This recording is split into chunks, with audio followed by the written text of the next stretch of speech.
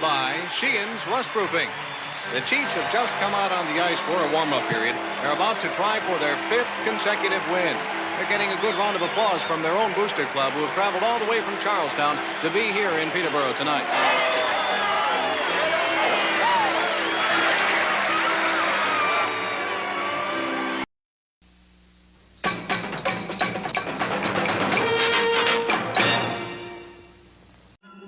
Stop doing those diet or workout fads to lose weight. Use the tried and true approach from Rockin' That Ideal Life that helps you find balance while enjoying food in moderation and nourishing your body. Try the Lean 30 program at rockinthatIdealLife.com and let today be your last first day of your weight loss journey. When buying or selling your home, you need to feel protected. Realtor Mike Burgoyne not only looks out for your interests, but as a St. Louis area police officer will make sure you feel safe and well-informed with every decision. Email Mike at strikewithmike.com and start the process today. That's Mike at strikewithmike.com. Welcome to episode number 4 of season 13. This is episode number 430. We're on 4 or 5. We're on 35. 435 all time of the often imitated, never duplicated. All the naked ladies in the bathtubs in the St. Louis area just love us to pieces. Special thanks to our sponsors, rockinthatIdealLife.com, strikewithmike.com, and centericeberry.com for once again proudly sponsoring the shoe. Please check them out. Don't forget to check out the t-shirt shop at letsgoblues.com for the very best St. Louis Blues themed t-shirts at an unbelievably fair price. It is Thursday. Kurt, I think there's a shirt idea right there. A picture. It's like a silhouette of a woman in a bathtub holding her phone up, and it just says, "Let's Go Blues Radio, even better in the tub." Nice. I like it. I like it. We will add that or something close to it. It is Thursday, November 2nd, and we're streaming live right now on YouTube, Facebook, and Twitter. To interact with the show on the socials, our handle on all the socials is at LGB Radio. I'm Kurt Price. I'm a co-host for The Big Show. Tonight are Bill Day and Jeff Ponder. The agenda for tonight includes discussion about the up and down St. Louis Blues, the offensive abilities of this team. Social media is rather pissed off. Ottawa loses the first-round draft pick. We'll talk a little bit about that and what we think about the Edmonton Calgary Heritage Classic jerseys. And also Paul Stastny retires. So we'll talk about that for a second. So all that and more on this titillating episode of Let's Go Blues Radio. Jeff Ponder, apparently you, sir, still in the Halloween mood, right? Well, we talked about it last week that I was supposed to wear this last week, and I totally forgot until the show How do you forget started. David Pumpkins? You were like, just wear it next week, and I'm like, yeah, why not? It's still pumpkin-y season. It works. Yep. Yeah. You need to ask what I'm doing here. What are you doing here? To do this. And it's a visual. Yeah, for those of you on the podcast, I am wearing my David Pumpkins outfit that I bought this Halloween.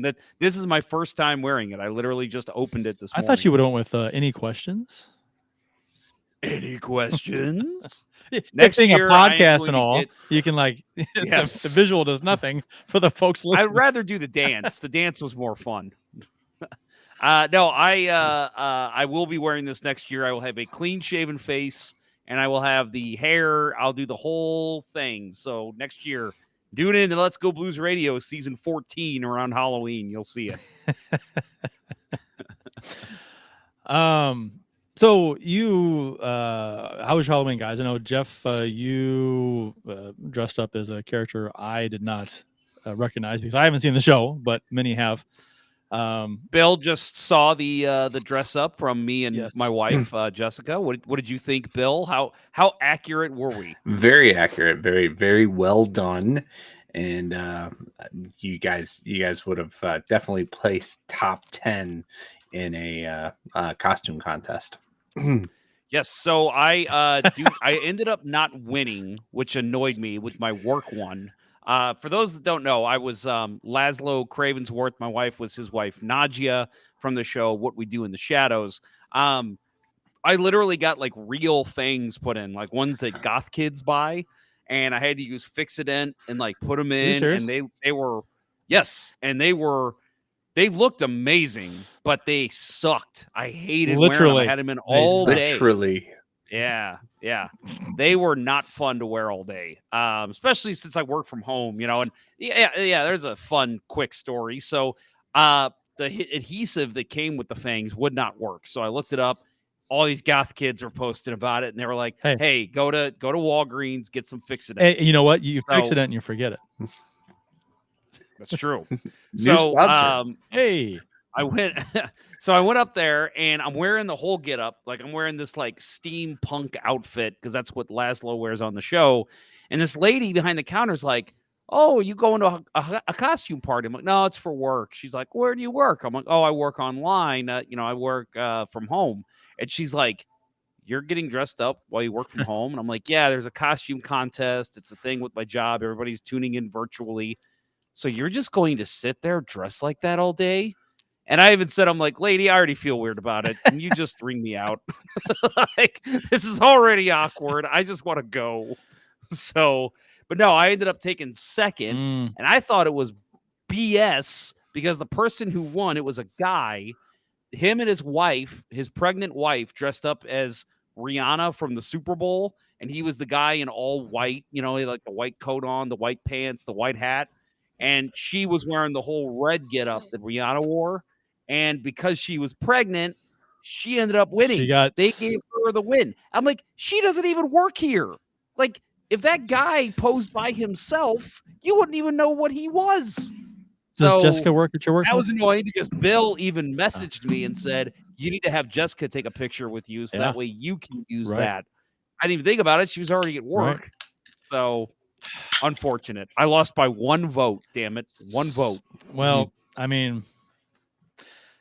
I'm sorry. I know you were really excited about the costume. I know. Hey, second place is fine. Did you? Oh, it's fine. I just didn't win anything. Oh, nothing. No. Yeah, first it was winner take all. How many participants were there? 44. Okay, so quite a bit. Yeah. Amy and I'm proud of myself for taking second. Yeah, and you did. You guys looked really good. I mean, you guys nailed the costumes. I had never seen the show, and you showed the picture. I'm like, wow, you look. I mean, really good, regardless of who you are. It looks really cool. Yeah, it was funny. My wife posted in like a What We Do in the Shadows fan page, and she posted a picture of the two of us. And the first comment that came over right away was, "Your husband makes an excellent Laszlo." And I was like, you know what? That softens the blow from losing the costume contest earlier. Amy and I went to the Casa Loma Ballroom on Saturday. They had a big, huge Halloween bash. There were a lot of people there. And there were a ton, every single person dressed up, right? So, and they had a costume contest, which, I knew about the costume contest going in.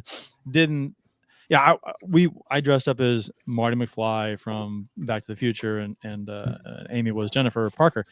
And but the thing is that, everybody uses the vest, right? The winter vest and the jean jacket. Right, and then the white shirt with the black checkered lines on it. I didn't do that. See, I was Marty. Basically, I was Marty when he woke up. When Doc calls him, so he's got the white shirt on with the black suspenders, and I had the white shoes and everything, the Nikes, but and the sunglasses, and I had the driver's license, and I had whatever. But so I thought we looked really good. Kind of nailed the look we were going for. Didn't really think we were gonna. I just wanted to dress up as that, but I'm a huge Back to the Future fan. So we went there and we decided we even debated not even walking, because everybody's gonna walk through in front of the judges because that 80s band was playing, and they were the judges. So everybody walks by one at a time, one group at a time, one costume group at a time, and they're announced as who they are. They walk across, everyone sees them, the band votes, and they get back in line. So we were near the end of the line, decided to walk through. And we walked across, and everybody was doing something like a little skit or a little something to try and get people's attention. So we walked across, and I'm like, I don't know what to do. So I told him, I'm gonna just turn to the band, walk over like 10 feet, walk over to the band at the stage, and say, I'm sorry guys, you're just too darn loud, and then get back and then come back and walk. I thought you were going to say you went down the line on your hoverboard. I do have a hoverboard, Back to the Future one, but that's part 2. So that's right. This is part 1. It didn't fit the character. No. If I brought that, I'd have looked ridiculous. Yeah, I agree. 100%. So we ended up, and there were like, I don't know, a couple of hundred people participating in the walk. Not everybody that went there attended, did the walkthrough, and we made the top 20. I was shocked. I was like, oh, I am pumped. But there were a ton of good costumes too. And made the top 20, so that was cool. We had to walk through again, and we did not make the top 10. So, but I was more than happy to make the top 20. Again, didn't win anything like you, Jeff. So we're we're both losers. I think if you would have gone with the other line when Marty's, playing with Marvin Berry and the Starlighters, right? If you would have gone with, that sound you've been looking for, blues riff and B. Yeah. Oh yeah. Watch me for the changes. Yeah. Well, try to keep up. Okay. Try to keep That'd up. been good. That'd been good. Yeah. You should have went as Biff, but covered in manure, and you could have had Amy go as somebody who didn't want to be with you. I think she goes as that every day. Yes, that's every day. Yeah, if I was covered in manure, she would not want to be with me. That's true. Bill, did you do anything festive for Halloween? No, I did absolutely not anything for Halloween. We actually we were prepared for a decent amount of trick-or-treaters and got 7. So and my dog tried to eat the first one. So I guess you could say I dressed up as a handyman because the rest of the night I was installing some retractable baby gates so that we can contain them in the living room from now on. So who are you supposed to be? He's the handyman. What's that from? What's that from? That's he's the handyman. It's from Friends, right? When Ross just moves in, they want him to give money to his retirement party, the maintenance man's retirement party, the handyman's retirement party. That's right. One too. I don't even know who he is. He's the handyman. And then Phoebe did. Yes. Yes, right. Yep. By the way, R.I.P. Matthew Perry. No, we found that out at Casa Loma when we were there. Amy saw it on her phone. I was like, oh man, that puts a downer on the evening. That just sucks. Yeah, so we were too. We were out. We do a little cabin trip at Washington State Park with friends every year, and somebody came running in. We were watching Friday the 13th and taking shots every time somebody got stabbed or there were boobs on screen, which happens a lot. Don't worry, there were women there too, so it was okay. Don't cancel me. Did any of the women actually put their boobs on the screen? No, they did not. That would have been way better. But no, somebody came running in. We're having a great time with this game. Like, it's shot, and we're having a great time. Then somebody comes in. Actually, it was my wife. She's like, I got really sad news. And we thought she was messing with us. And then she told us. And we're like, oh, that really was sad news. Yep. Debbie Downer. Yep. Mm-hmm. I guess we won't find out for a little while exactly what the cause was. It just drowned in his hot tub for now. Ugh. Mm-hmm. Or a jacuzzi. Really puts in perspective that I have a hot tub. That could have been me. Could have been you. You've been so close to death so many times. So many times. It could have been you, Jeff. You have a hot tub. I know, man. Oh, Matthew, I feel your pain, buddy. Oh my God, you be careful, Jeff. Look what happens. Hot tubs are dangerous. Leisure will kill you.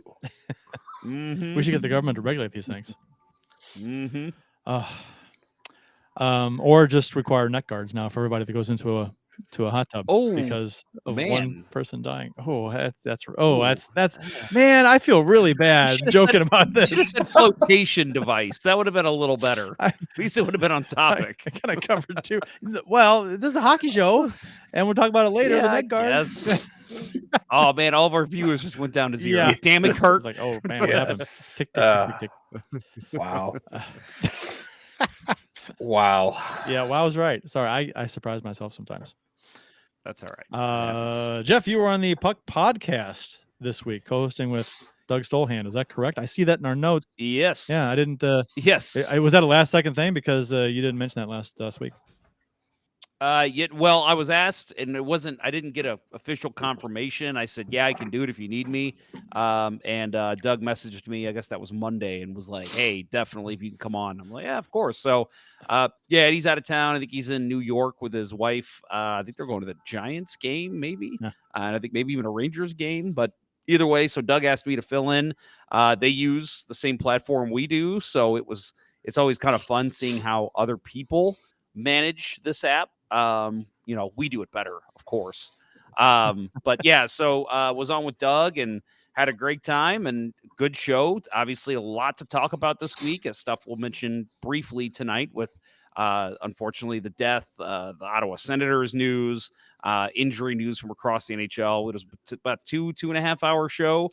So, and I will be back on next week as well. So, if you're wanting to hear me talk about the NHL as a whole, I recommend you tune in to the Puck Podcast, which you should do anyway, because they are a good around the horn show. They talk about everything. So it's always fun to listen to that every week when you want to get your hockey fix. See, we're doing this the right way this week, because to announce before you go on that you're going to be on. See, last week I was on, well, I didn't think to announce it at the beginning of the show. Oh my gosh, I should say it at the end, because I was on with Randy Molman in the Mole Hole in St. Louis on the radio on was it last Thursday morning? Yeah. So yeah, the morning after the show last week. I completely forgot. When we make guest appearances, we should definitely put that at the top. Yeah, you would think, right? That'd be something that we should mention. Yeah, that's what a good host. Yeah, would do. no, that's come on.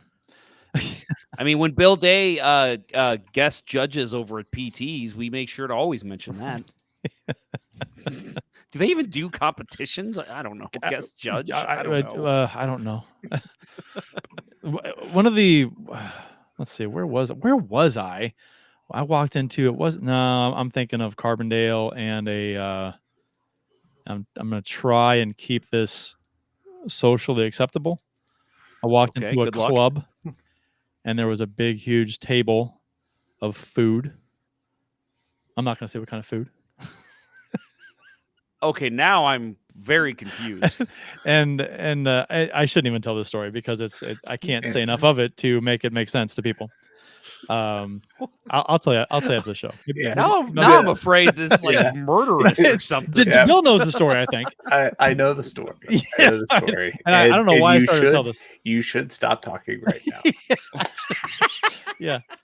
Man, Bill is all over this. Do not talk, Kurt. It was a very Animal House moment. I'll just say that. Okay. Okay. And all right. It was humorous. That is as much as you should say on the air. It was all right. Let's move on.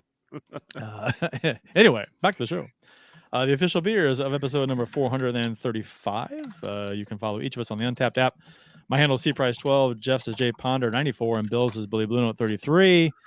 I think Bill should go first because of his comment in the private chat, and because that's the way we do it.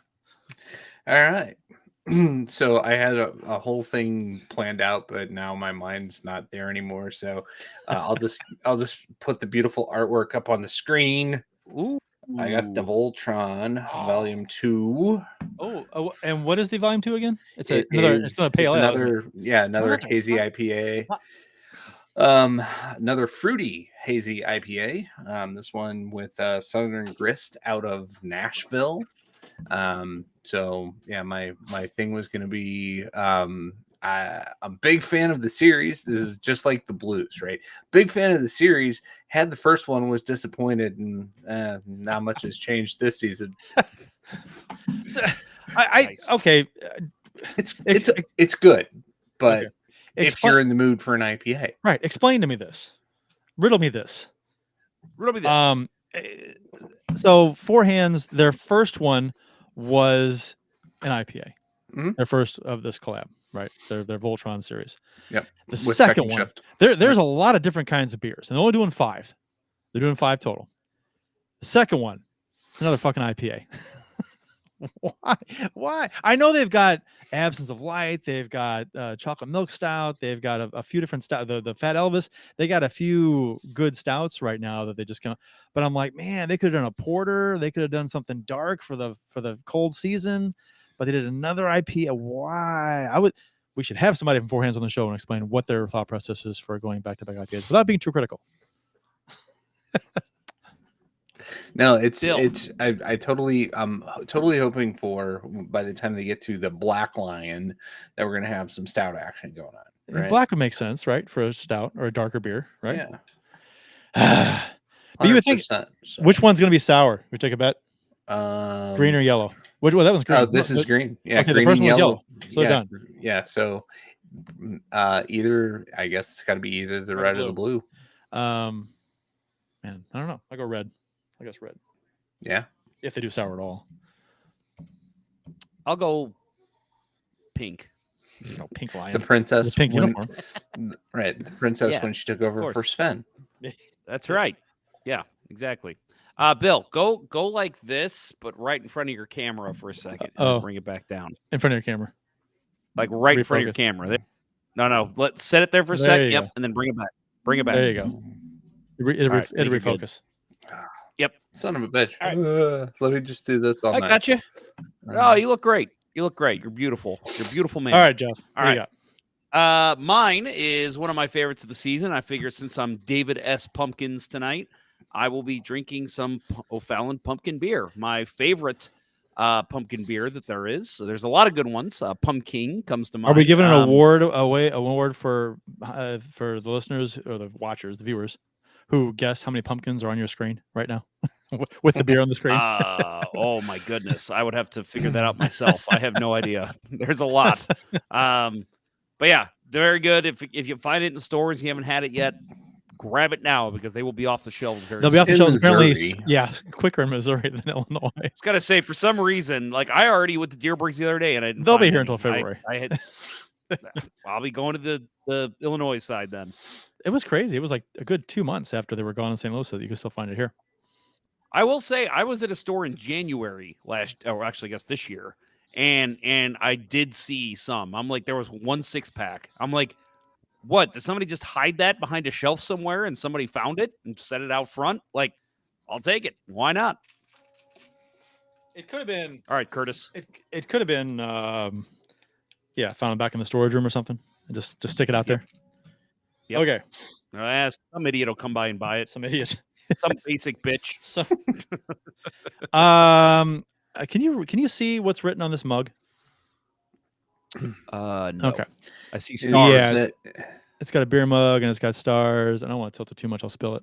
But this is the Four Hands Chocolate Milk Stout, which is a classic here in St. Louis from their Four Hands beer. 2 out of the 3 tonight are Four Hands. But I also have as a pairing some Halloween candy. So I got a Reese's mini Reese's here, and I got a little fun size Hershey, which is not fun size. A fun size would be about 3 feet long. And I got a Witch's Brew Kit Kat, which I think is actually like marshmallow flavor, which I'm curious to try that. So is that from the parental 10% keep of all the candy brought back in? No, I didn't have to do that because I had like half a bowl left over of the candy I handed out. We had quite a few kids come by, but I always buy a lot of candy because the worst thing in the world is to run out of candy, right? Yeah. If you got kids. Yep. So I make sure I have enough. And I actually went through more than I thought and had half a bowl left over. So this is from that. Yeah. Since we only had 7, I bought 2. Take it to work? I will be because we went to Sam's and got 2 things of full-size bars. Oh, I was gonna do that. So Sam's. Yeah, it was cheaper. I was telling Jeff before the show, it's cheaper. Back when we were in Cahokia, we'd easily go through $200 a night with the small stuff. Some like $50 for last year we got about 25, so we figured that's not too bad of an investment. And you got it all left over. In Cahokia, you'd spend $200 on candy. Mm-hmm. Are you kidding me? It wasn't me. Okay, that is dedication. I mean, and so the kids in your area that did not come to your house, they missed out on full size candy bars. And I'm telling you what, I mean, I assume kids today are like kids when I was a kid.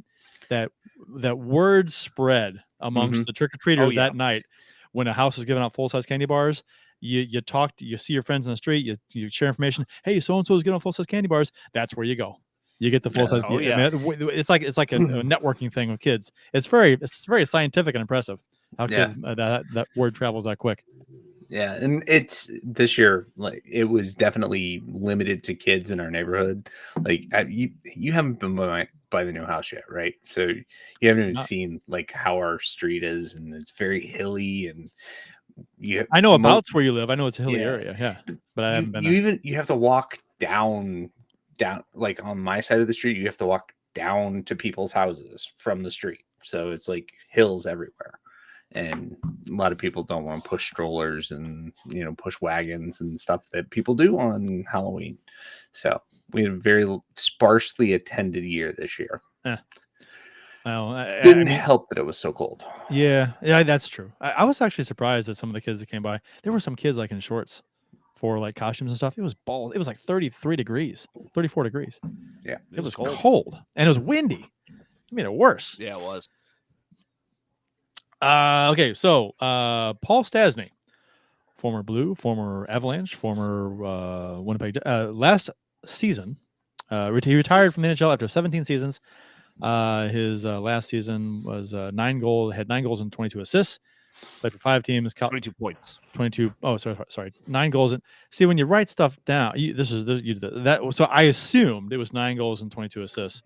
9 goals and 22 points. That's why I wrote out points. I know you wrote points, but I'm like reading fast, and I'm like, I'm not used to. Is like now I got to do math. Oh, how many assists then? Okay, 13. I literally stole that right from I think ESPN. I know some. So I know places do that, and I hate that when they do that. I hate it when they go 9 goals and then points. I mean, just give me the. Just give me the goals, assists, and points. Do the math for me. Yeah, give me the goals and the assists, because on the ESPN stats page, NHL stats, they list goals, assists, and points. They don't make you do math. They don't make you figure out one of the columns on your own. Why not list assists and points? This is so Paul Stastny retired. You touched on her because this is always like bugged me. I don't read. I'm like, oh, I can't believe they don't list all 3. He played for 5. Who knew this was going to set Kurt off? This, I mean, come on. How hard is it? Played for 5 teams in his NHL career. The Colorado Avalanche, St. Louis Blues, Winnipeg Jets, Vegas Golden Knights, and the Carolina Canes. And thinking back to when Stastny came to St. Louis, couldn't have been more excited about him coming here. But it was a little bit like the Paul Kariya thing in a way where everyone's excited that Kariya came here, but he didn't really have a ton of success here. I think Stastny, I'm not looking at his numbers here. But I always felt like he didn't quite get over the hump here as far as what his expectations were. Would you agree or no? What do you think? How would you reflect on his time here? I would say Kariya is an unfair comparison because Kariya was truly at the end of his career, and I think people expected him to still be this 40-goal guy. But yeah, unfortunately for Stastny, and why he moved on from Colorado, was he wanted a pretty good payday, but they kind of knew, okay, he's kind of getting to the end of the prime here. The prime years are gone. Blues needed a guy that you could set in as your first-line center. Didn't really work out that way. Plus, you got to figure, and I think that this was the unfair part, he was coached by Ken Hitchcock. It really stymied his offensive creativity, and when he wasn't putting up big numbers, Hitchcock would often put them with, I'm drawing blanks on who they were, but I remember multiple times being like, stop putting Stastny with the third line guys. Chris Porter. Chris Porter, like names like that. And it's like, okay, this is a guy that he can feed. Him and Tarasenko never really worked out, which I think was the big hope, was that he would have amazing chemistry with Tarasenko. He just didn't. And so once that was dashed, it was, oh shit, now what do we do with Paul Stastny? But I still liked him here. I don't think he didn't live up to the crazy hype that came with him being a St. Louis guy and him putting up big numbers in Colorado. But I think overall he was good here. I just, he he wasn't the first line center the Blues were seeking at the time, but at the time he was all that was there. And I don't think he fit well in a Hitchcock system. Spent 4 years with the Blues, tallied 56 goals, 175 points. Do the math. How many games? He played in 267 with the Blues. He had 538 games played with Colorado, 8 years with them. So, 8 years with Colorado, 4 with St. Louis, 3 with Winnipeg, 2 with Vegas, and 1 with Carolina. He just shortened his tenure with each team as he went along. Right. But Yeah. Oh, good, nice solid career though. Yeah. No, he did. He had a good career. His exit from the Blues was that Doug Armstrong throwing in the towel moment. Yeah. Right. And so that's the thing that sticks with me the most. I do remember the excitement you guys talked about of him coming here. Right. There was a lot of fanfare around it. Local boy coming home, going to be the next big thing. Didn't quite work out. And then, he was serving serving a useful role, not what we expected when he got here at the time he was traded, but that was definitely a sign that we were tossing in the towel at the end of that season. Yep. Yeah, 2 years later, we win the cup after he leaves. Yeah. Yep. So, good times. Traded to Winnipeg. I'm trying to remember. Was that just a draft pick they got for him? I want to say so, because it was at the deadline or before the deadline. This is where having a producer would be very nice. He had 1 year left on his contract. Was traded. I'm sorry, that's the Knights. Oh, that's right. He was traded for Eric Foley, 2018 first round pick, conditional 2020 conditional 4th. Yeah, and Foley was concussion ridden and never made it. Jets first rounder. I'm trying to. Okay, I'll look up who became that first rounder. Right. And wait, wasn't Foley the subject of 8 hours of tape? Yes, that was him. That's what I thought. That's what I thought. He was not impressive because the 8 hours of tape that was watched. Yeah. Was that all it was? 8 hours? Because it seemed like it was a lot more than that. Yeah. No, I was excited about him because he's another Providence guy, right? Like Jake Wallman. Yep. And, yeah. Nola Chari. Paul Stastny, the 2-time Jet, actually mentioned Winnipeg as a city and team that helped resurrect the later stages of his career, calling it the best thing that ever happened to him. Interesting. Yeah.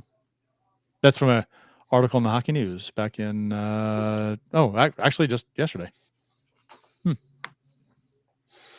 So there you go. Winnipeg rejuvenated his career. It's the best thing that ever happened to him. I'm forever grateful for that. Las Vegas was a blast. Playing with different players, having different coaches, you get to see everything. He does mention St. Louis. Just not right there. St. Louis was like the closest group of guys for some reason. All those guys in St. Louis are me and my wife's closest friends. We were all in the same chapter of our lives at that time where everyone just got married. So anyway. I could not find who the draft pick was. I'll do that during commercial break. So I guess speaking of which, we can talk about let me pull it up here. We got the Blues took on the Flames, beat them 3-0, and then then they went on and had a bad game against Vancouver, and then the game that was just on last night against Colorado. So we can talk about all that and more on the other side of this break. You are listening to Kurt, Bill, and Jeff on Let's Go Blues Radio. If I can find the damn mid-show commercial. There it is. We'll return after these messages.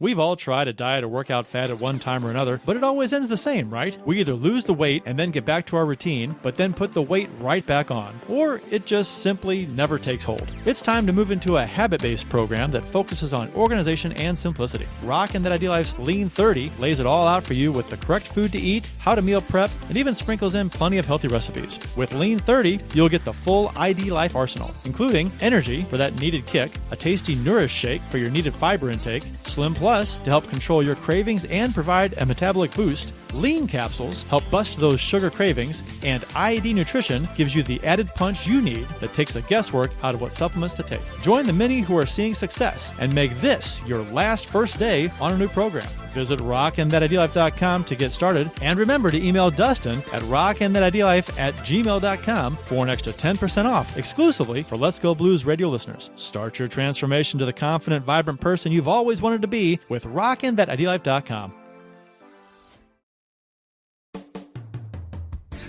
Center Ice Brewery is a beer lover's dream for hockey fans. Based in St. Louis, Missouri, owner Steve Albers has been brewing hockey-themed favorites for thirsty sports fans since 2017. From the Beauty IPA to the Old Arena Lager, a cold, frosty, hockey-themed beer is just what the doctor ordered for hockey fans in St. Louis. Make sure to check your local beer store for Center Ice Brewery beer today. LGB. Let's go beer. St. Louis hockey fans know how it takes a reliable captain and a team of hard workers to achieve major goals. As a police officer and a hockey player, realtor Mike Burgoyne would wear the C in any situation. As a leader in the home buying or selling process, Mike has surrounded himself with a team of trustworthy inspectors, lenders, and escrow officers that work together more cohesively than Hall & Oates. And as a member of many teams in his life, Mike knows the service our first responders, veterans, nurses, teachers, and yes, even you Let's Go Blues Radio listeners provide the community, so he offers special rates to those individuals. Find the value in Mike's leadership and teamwork today by emailing him at mike@strikewithmike.com or calling 314-753-4060. He'll work closely with you and only show you the homes that match your goals. That email again is mike@strikewithmike.com or call him at 314-753-4060 and succeed with your new teammate today. And now, back to Let's Go Blues Radio, the longest running St. Louis Blues podcast with Price, Ponder, and Day.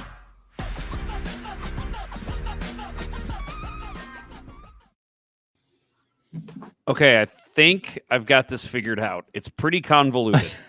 And you know what's funny is that I look back at this and I'm like, I guarantee at the time, we and just like everyone else that's hockey fans in St. Louis, we're probably all over this. But because it's like been 5 years, I don't remember any of this. So, okay. So apparently what happened was the Blues got that first round pick from Winnipeg for Paul Stastny. The Blues then turned around and traded that pick at the draft to the Toronto Maple Leafs because they wanted to trade up. So they traded the number 29 pick. They traded that up with a third-round pick so they could pick at number 25. So they traded up 4 spots. Do you know who they picked as their first-round pick in 2018? They clearly wanted this guy. 2018? Hint, he never played for the Blues. Of course not. Carrier? No. Another hint, he was traded for a current Blue. Another hint, this current Blue plays defense.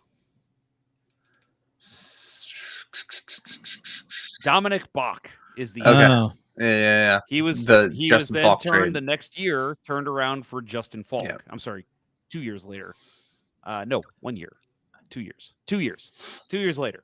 No, 1 year, because it would have been okay. I'm so sorry. Yes, 1 year later, he was traded for Justin Falk. Yeah, so in a way, Paul Stastny got us the Blues' best defenseman right now. In a way, yeah. And Edmondson. So Edmondson and Bach and Edmondson, and that was it. Edmondson and Bach, was that it? I forgot. I think so. Okay. Now you're gonna have me go down another rabbit hole, Kurt. Yeah. There were certain people who were pissed off that we traded Bach away. Yeah, and I remember Carolina saying, "What a steal! This kid's going to be a stud." Never even saw NHL ice. Yeah, and there were people who were mad that shouldn't have traded him away. Shouldn't trade him away. And those people watch 8 hours of tape on every 8 hours of prospect. Bill's coming out with the fire tonight. I like it. Well, Speaking of fire, hey, the Blues hey, put out the fire whoa, in Calgary last Thursday night, 3-0 versus the Flames. Captain scored a shorthanded goal and a breakaway in this game. A nice puck interception by Sundqvist in their own zone. Saucer pass to a breaking Kapanen. Nice shot upper. I think it went upper glove on him. Yep. It was Eric from the Yep. Teal Town USA podcast.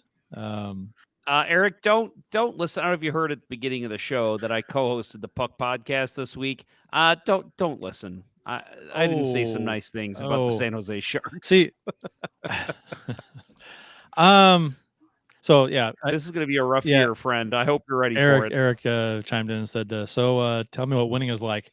I don't think that you should probably go on to another show's podcast and ask that question. Yeah, we're not going to get a whole lot of that here. Yeah, we got a few wins, but that's I mean, they haven't won a game yet. I know, but well, hey,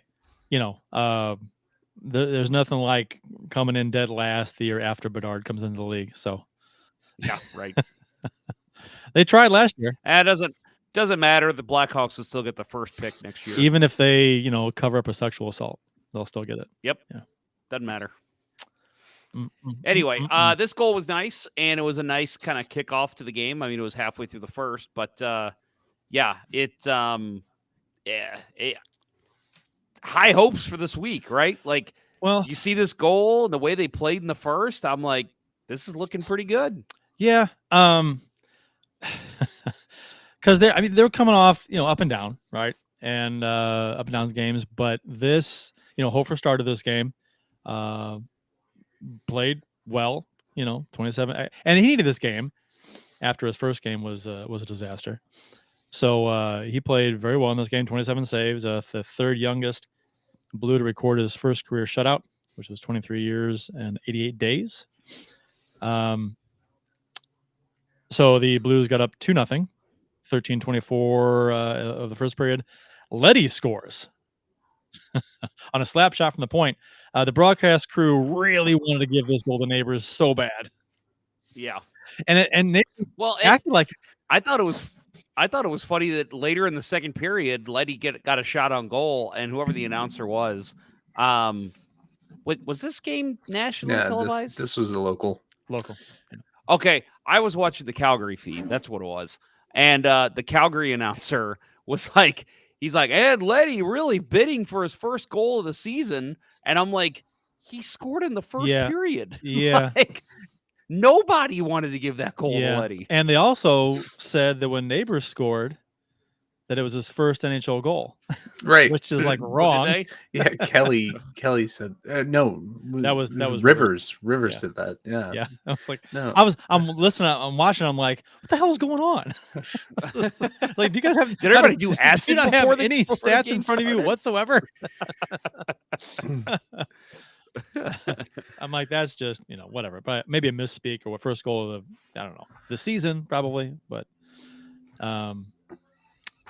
St. Louis went up 3-0 in the third period. Late in the third period, Sundqvist shoots it from about 175 feet into the empty net. All goal scorers in this game tallied their first of the season. Blues had 35 shots on goal. They were 0 for 4 on the power play and 2 for 2 on the PK. That was a good effort by the Blues, obviously. To be fair, at the same time, I thought Calgary was terrible in this game. They looked bad. Best win of the season for the Blues. They looked great. Yeah. But yeah, I watched the Heritage Classic, which we'll talk about later. And Calgary looked awful then too. And I'm just like, maybe I gave the Blues too much credit in that game because Calgary looks like a dumpster fire. No pun intended. What? I mean, don't get me wrong. The Blues they played. I mean, a team is not playing well, and then the other team should take advantage and beat them. And the Blues played well. They owned the game. They deserve to win. But and you got to feel bad for a guy like Nazem Kadri. Such a good guy, right? Just on a bad team right now. This guy feel bad. Yeah, he's for really him. trying. He playing well. Yeah, just a good guy. Yeah. Hadn't scored a goal yet. Next time I see him, I'm gonna give him a bottle of water. Yeah. You should probably just throw it to him, toss it to him. Was it? Yeah. Was it Letty or Scandella that checked him and he went down and the shoulder kind of grazed his chin or something? He went down holding his face and he was all pissed off. I think it was Scandella. Yeah. Went to the bench and slammed his stick, broke it or whatever, and he's all pissed off. And I think they showed it on the broadcast and they kind of chuckled and said, "Well, Kadri's none too happy." Yeah, they said the same thing on the Flames broadcast. They were like, "Well, you can see there, Nazem's not too happy about what's going on right now." And I'm like, serves him right. Fuck you, Kadri. Hope you don't win another game the rest of your career. I think I took a short, like a 8-second video of that and shared it on Twitter. It got hundreds of funny. Hundreds of likes. People love the Kadri misery. So oh yeah. So real quick, you mentioned Hofer, his 27 saves, third youngest Blue to record his first career shutout. First, a guy, I'll admit, man, every now and then we'll get something like this, and I'm like, I don't know who that is. I've never seen that name in my life. Yves Boulanger. Yves Boulanger. Yves Boulanger. Have you guys ever heard of him before? He's number one. I have heard of him. 22 years, 162 Never days. seen him play.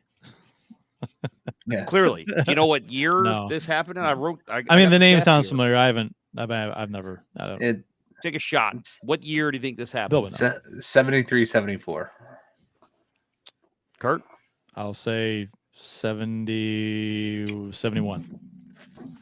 74, 75 would be the year. Go higher. It was on March 11th, 1975 against the Atlanta Flames, which is kind of funny. Yep. And then the second was Jake Allen at 22 years, 219 days. You want to take a shot at what year his first shutout was in? Oh God. Let's 87.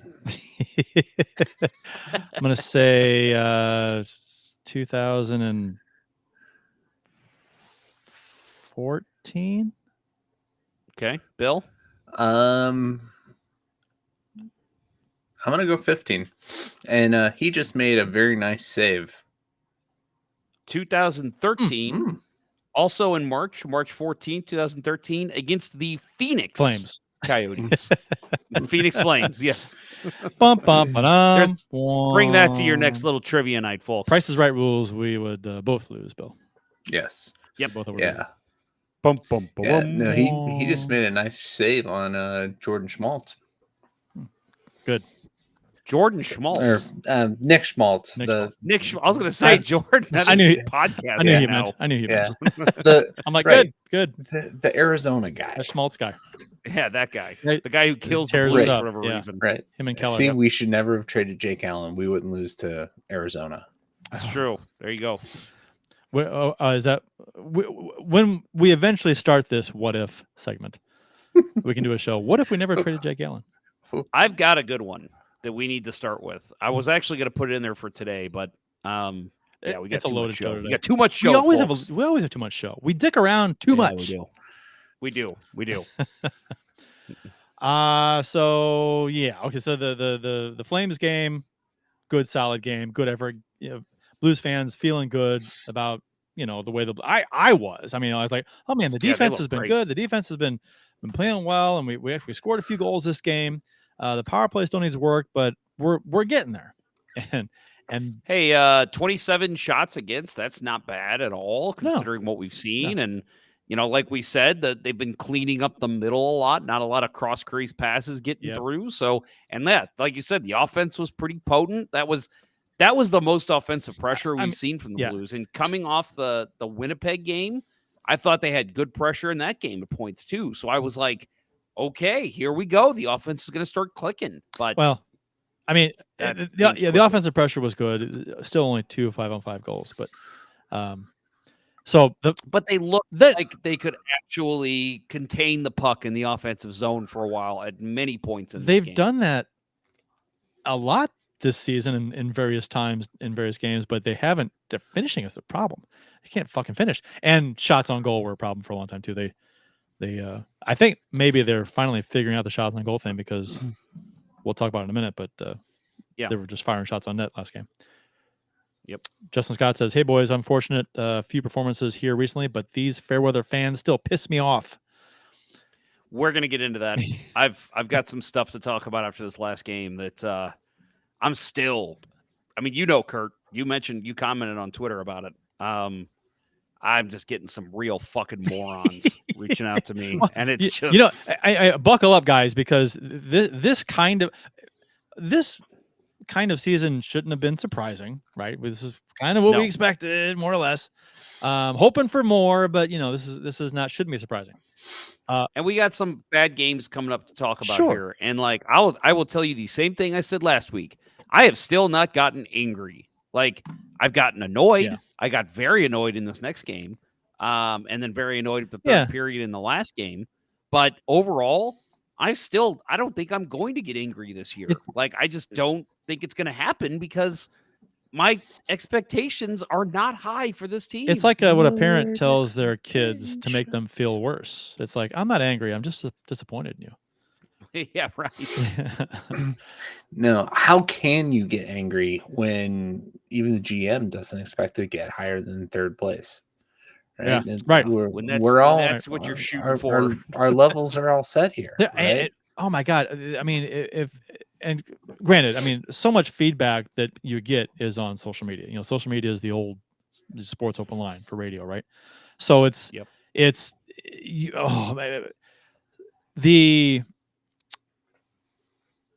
I want to say, I'm not sure what you expected for a lot of these fans when after a bad game, they go online like, "Oh, the season's over. Just trade everybody." I'm like, what? I don't know what the whole lashing out and the whole like just the just elevated and accelerated anger after a loss. It's like, just calm down. This don't put your every emotion on social media. Yeah, and don't live and die with this team every single night, because this team, if you're gonna have a heart attack mid season because you're gonna have all these bad ups year. and downs. Chances are now they could surprise some people and figure things out. Anything sports where sports are funny.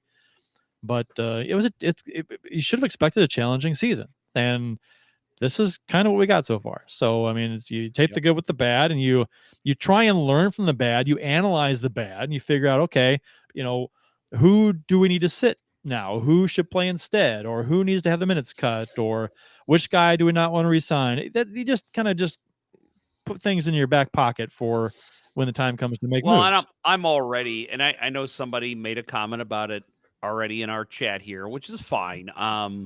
But like I'm drawing a blank on it. I can't find it, but here it is. From Matthew Carpenter on Facebook. Sadly, I'm already looking at the draft rankings for June. And okay, I get that you're being a little facetious. And I know you're being correct too. I know that you probably are, because I have as well. Okay, Blues might be drafting in this range. Where could we be? But the people that are on social media that like are just, why am I even watching this team? They're going to finish last. Oh, we're going to pick up this guy in the draft. And it's like, we're 8 games into the season. And calm down. And again, if this team had cup expectations and looked like this, I could understand the outrage due to shock, right? And the unexpectedness of it all. But if you kind of expect this kind of play, then why are you acting outraged? Do you know what I mean? It's like, I understand like being passionate. Year. Passionate fans, one thing, but control yourself. Don't go off the handle on social media and say stupid. I saw so many stupid things being said. It's just dumb. It's just dumb. Again, I'll get to it later, but I've got some things that were said to me that I'm just like, you got to be kidding. We're all again. We were in October. Are you talking about? We're in October, and you're already saying. Are you talking about? What I responded, then I backed you up on. Yeah, we'll get to that. We'll get to that later. Yeah. Okay, so the very next night, back-to-back games. First Calgary, then Vancouver. This was okay. So second game. This was not a good game. I don't even want to break down this game too much because it was just bad from start to finish. There's not really a need to. The defense was porous. They had 3 of their 5 goals were off the chances in alone from the defense, just not picking guys up, guys sneaking behind them, not picking guys up on the off wing and breaking in alone. It was just a miserable shit show of a game. Okay, here's the one thing that I'm going to say that maybe you could classify myself as angry about. So going into the Calgary game, and we didn't discuss this, Craig Berube decided that Jacob Vrana was a problem. And Vrana was, I think, second in points on the team at the time. He had that, for those that might have missed the game, he had a late penalty against Winnipeg that the Jets ended up scoring on. I think it could have gone either way, but I think Berube felt that it was a bad penalty. It was the one where he was trying to basically stay on side and he ended up tripping one of the Jets players in order to do it. It was a weird play. I get why the ref called it, but I think that also could have been something that would have been overlooked. It's one of those arguments you could make that each player has a right to that ice. And Yes, that's kind of where you're coming from with that. Yeah, I agree. Agree. So so he felt that Vrana, what did he say? He needs to give more. I need to see more from him. And I thought, okay, that's a weird fucking flex, Berube, that's the one guy you're going to single out when you got Kevin Hayes out there looking like he's playing in a pond hockey game, and you've got Tyler Tucker, who I'm sure we'll talk about, getting walked every shift. Like, that's the guy you're going to, okay. So he goes to 11-7. They decide to finally play Perunovich, right? He finally gets some minutes, not a lot, but some minutes. And they end up winning.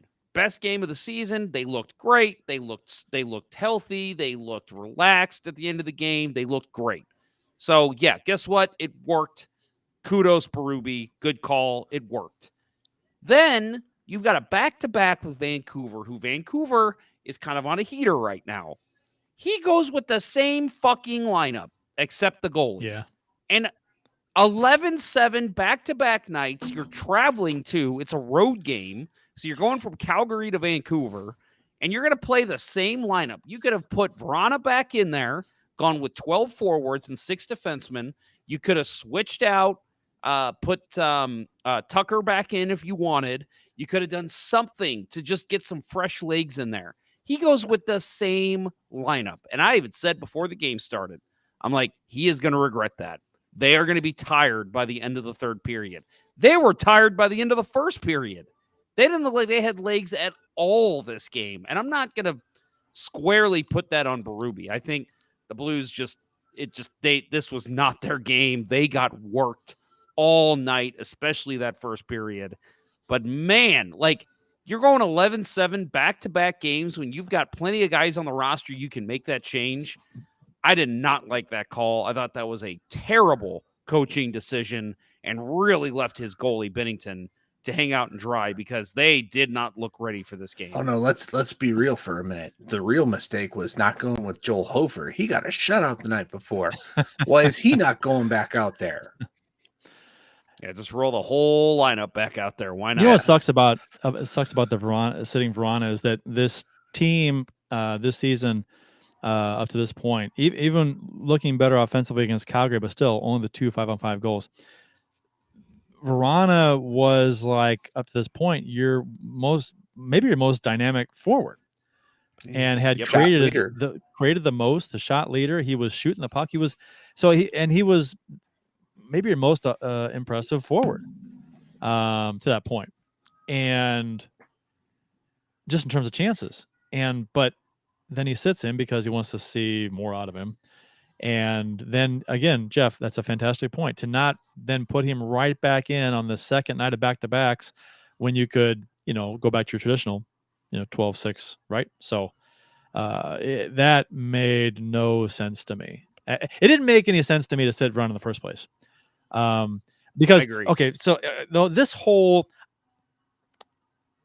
maybe I'm out on an island here, but I think the whole, this guy is not, he's not showing enough effort. He's got to sit. And I'm thinking, you know what? Maybe that works with some guys, maybe some young kids that would work with, but to just do that with players. What you can't tell me that's more effective than pulling a guy into your office while the locker room's full, like after a game, to pull him in. Everybody sees him go in, and the door closes. That's you can't talk to a guy and tell him what you want to see out of him, as opposed to just sitting him. You would think that maybe, I don't know, and maybe he has done this. Doesn't act like it, going to the press and saying he's going to see more of him. But I'm like, I don't know. I'm never a huge fan of sitting a guy unless it's a last resort kind of a thing. Like, it's so early in the season to be sitting a guy like Verana, who's been creating chances. I think if we're 25 games into the season and he's been doing the same things for a while, that's ticking off Berube, okay, all right, well, maybe you got to sit him. But we're so early in the season, and he's visually, I thought he's been playing fine. Had the penalty that was questionable. I think we had a turnover in that game too, late. Yeah, but, and that was the other thing. I think it was at least Rutherford pointed to. Yeah, and I'm like, how many Blues turned the fucking puck over that game? Why is it only Verana? The whole sitting the guy, a dynamically offensive guy, when you're offensively challenged, is a really. I didn't like it. There's got to be a better way. There's got to be a better way. Right. And you're picking on the one guy who, didn't last in Detroit because of off ice issues. So let's isolate a guy, right? Let's isolate a guy that's playing decent hockey, right? Had one, semi bad game, at least in your opinion, and you're going to sit him. That's just recipe for disaster. I mean, if you're going to sit guys for having maybe a off period or whatever he had, it's like, I mean, you'd be sitting all kinds of guys. I mean, Hayes should never dress at all. Right. That was my point. For every one nice pass he might make, he makes half a dozen, like, oh man, he turned it over. Oh man, he's slow. Lazy, he's lackluster. Oh man, slow. he carried the puck halfway in the zone, did nothing with it. It's like, right. I don't know. I mean, I am thoroughly so far, and again, we're still pretty early in the season. Hayes has been one of the most disappointing pickups the Blues have made in a while. He hasn't done anything. He had a nice outlet pass last game, I think, against Colorado. I think it was a nice pass. Maybe. Oh, that was in the 2 games ago. The Vancouver game. Was it Vancouver game? No, it was Colorado. No, it was Colorado. Led to a goal. Yeah, it led to a goal. It might have been Calgary. Maybe it was Calgary. I think it was Calgary. It was Calgary, because I made a comment when I was watching the game that Hayes, if they're going to sit Verana, they need to sit Hayes. And then 2 minutes later, he made that nice pass to Leddy, which led to the goal. Nice pass, Hayes. Don't ever fucking do it again. Yeah, right. No, I'm with you, man. Like, listen, I don't want to say I had high hopes for Hayes. I thought Hayes a solid third line center for this team. And then I see him this season, and I'm like, oh my God, he's slower than Laterra. Like, bad.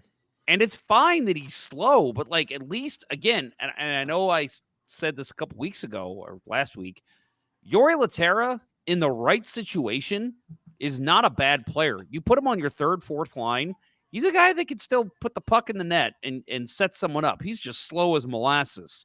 And I thought, if that's what we're getting in Hayes, plus we got size, a guy who'll go into the corners, fight for the puck, that's great. That's what we need.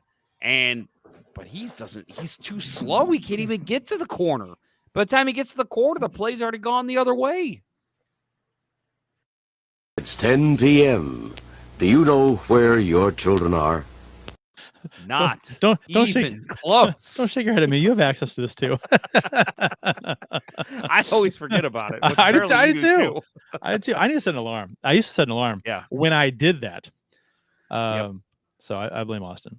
It's the 10:40 alarm now. It's the 10:40, 10:45 alarm now. Yep. So yeah, 5-0 loss to Vancouver. Quinn Hughes is becoming a Blues killer. Hughes scored twice. First one off the post and in. Second one was banked off of Preko's leg as a centering pass. Kind of fluky, but he had a kind of a breakout series in the bubble against the Yeah. Blues in that tournament, and it's Horvat like and Quinn were yeah, total killers in that series. and yeah, Quinn Hughes is showing, and all the Hughes boys are having a great start to the season. Don't get me wrong, but it's just the Blues. It seems like every time he plays the Blues, he has a career game. He's playing great against us. He has more goals than assists against the Blues, which is the only team in the NHL that he has that stat against. Yeah. So, and he has 4 goals in his last 2 games against the Blues. Pretty damn good. Yeah. And, unfortunately. And the frustrating thing is, teams like Vancouver, have guys like them, Buffalo too. I mean, Buffalo's got some towers as well, but small left-hand shot defensemen who thrive. And we're sitting on Torrey Krug's past his prime, but we're sitting on Scott Perunovich, and he can't even scratch this fucking lineup. And that frustrates the hell out of me. Give him a chance play to play. Tucker and Scandella. Right. They've earned their keep apparently, and they're Perunovich big hasn't. bodies. They're big bodies, and Berube is always going to want to go for the big body. And I think that probably plays into why Hayes doesn't sit and Verona does.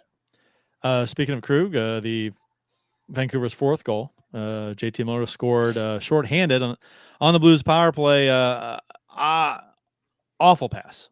Absolutely awful pass by Krug coming out of our own zone on the power play, intercepted by Pettersson, who was right to him. His pass was right to him. Never saw it coming. And then the quick pass up to Miller, and then who comes in alone and scores. That was awful. That was roller hockey bullshit. Sorry, so as we're talking about Vancouver, the game I was watching, Edmonton Dallas, just ended. So I was like, oh, you know what? I'll flip it over. Vancouver and San Jose are playing. 17:30 left in the second. Vancouver up 5-0. Good God, San Jose. Can they just forfeit the rest of the year? Wait, holy Vancouver cow. is beating San Jose 5-0? Yes. And Maybe it's barely in the second period. Oh God. Yeah. All right. Sorry. Didn't mean to interrupt. Yeah. Yes, Our god-awful pass. Our 5-0 loss was much better because we spread out those 5 goals over the entire game. That's right. Oh, man, that's bad. They didn't get their 5th until 6:35 to go in the 3rd. Yeah. Take that, San Jose. Yeah. We lose 5-0 better than you do. 5 shots against, 5 goals against on 35 shots against. And I mean, I'm not going to go overanalyze these goals against on Bennington, but I don't recall off the top of my head anything that he was necessarily to blame on, aside from not coming up with a huge save right on a breakaway. Right. Yeah, the one goal was 5-hole. Those always make a goalie look bad, even though it might not have been his fault. Yeah, I don't know. If we had it just to even be in this game, Bennington may have had to have the game of his life. Yes. So no, because the Blues, they had was the first period shots 19-3 Vancouver. 19-3 after one period. And I believe 2 of those were just guys carrying it in and shooting from the blue line as they went for a change. I mean, that was I think I even said, I think it was the end of the first period. I tweeted out, stay tuned. This may be the Blues' worst game ever. They looked so bad. You gonna pull out your Harry Doyle? One shot. That's all we had. One fucking shot. We had one goddamn shot. One goddamn shot. Can't say goddamn on the air. Who cares? No one's listening. Who cares? No one's listening. Yeah. No, that was awful. I mean, it was literally like I don't think the Blues had offensive pressure until halfway through the second period. Like any offensive pressure. They had one. I remember one shot coming from the top of the circles. I think it was Krug in the first period. That was like, okay, that's their best chance so far. Not a good chance, but at least they got a chance. It wasn't just a dump in on net. And then the rest of the period was all Vancouver. I mean, there was nothing from St. Louis to think they even are mentally there. Like, they just looked awful in that game. And this is you hope that this team's performance in this game doesn't define who they are for the season. I don't like doing that. I don't like taking one game and saying, this is who they are. That's weird to me because why not do that with a great game? But it's one game. But with that said, the defense in this game looked every bit as bad as the Mike Kitchen days. Looked worse than last year, to be honest. Yes, the yeah, they defense in this did. game was just, I don't know what happened, but they were just off, and Vancouver was on. Hopefully it's just one of those games that happen, right? It happens to every team once in a while. You just don't have it at all, and you get wiped. So it's just unfortunate to see because we basically, I mean, not in the same breath, but the Arizona game, like that was just a couple games before this, and it was okay. That was a pretty goddamn piss poor performance. Like, but they've had good games in between for a while. Right. They have, which is really strange. This is 7 games in, and we've already had 2 absolute stinkers. Yeah. That's the problem I have with it. We had a good game against Dallas, had a good game against Calgary. Right. If you will, the rhythm was good game, bad game, good game, bad game. But you knew going into the Colorado game that it probably was going to be the first real 2 bad games in a row. And that's what we got. If you guys want to take a segue into the next part. Let's do it. Segue. Next part. After traveling home for a few days, the Blues went back to Colorado to finish the road stand. Road trip. Yeah, I know. Road stand. You were road stand. I have road trip. I copied and pasted it, and you see a road. Really? You have road trip? That's the first road stand in history. Why the hell says road trip? How did you change it? You tell me. You had no, I did not. All right, my copy says road stand. I like road stand. I kind of like that actually. Are they selling fruit? Like corn, something by the side of the road. I kind of like a road stand, like a home stand. Why don't they call it a road stand? Because you're not standing, you're moving. Well, yeah, okay. Blues lost this game 4-1 and have now lost 3 of 4. Bennington was back in net for the Blues. Ivan Prosvetov was who was claimed off waivers from the Arizona Coyotes on October 9th, made 27 saves in his first start with Colorado. This was his 12th career NHL start. Colorado had been shut out in their previous 2 games, both 4-0 losses, one to Pittsburgh, one to Buffalo, both on the road. The Avs had set an NHL record by winning 15 straight games on the road before losing in Pittsburgh and Buffalo, of all teams. Buffalo is only a 500 team right now, and Pittsburgh is dead last in the Metro Division. Question for you guys before we get into this game. Should winning streaks carry over from season to season? Because, just for a counter, players' point streaks don't carry over from season to season. So I will answer that by saying no, it should not carry over because players' point streaks don't. I think players' point streaks should. Me too. Alex Ovechkin has actually scored 50 goals in 50 games. If you go back a couple seasons, he did it between 2 seasons, but they don't count that. They don't count that.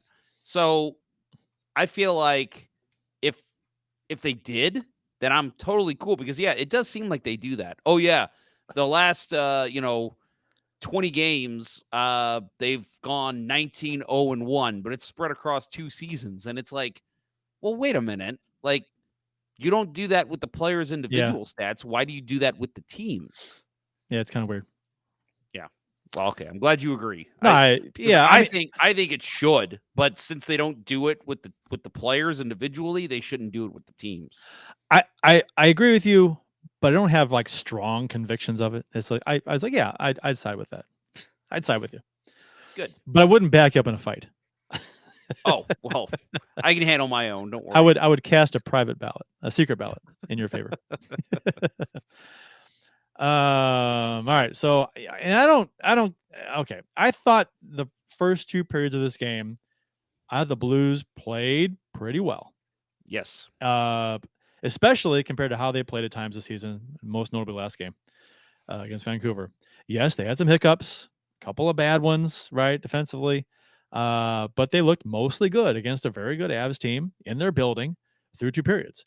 They skated with Colorado. They were right with them in shots on net. They had zone time. It was a fairly even game through 2 periods, down by 1, trailing 2-1 going into the third. The difference being Colorado converting on a couple of chances where St. Louis hadn't. Colorado had the edge, I'd say, in the first 2 periods, but it wasn't by a lot. It was fairly close, I thought, as far as the play goes. But yeah, in the third period was a different story. Colorado outplayed the Blues in the third, and the Blues didn't really mount too much of an attack. Offensively, the same vibe as most of the other games this season the Blues have played. They just can't generate enough quality chances compared to the opponent. And when they do, they can't convert enough of them. Their offensive shortcomings are glaring, and it's taking away from the other things they're doing fairly well on the ice that people aren't noticing because we're simply not scoring any goals and we're looking so bad offensively.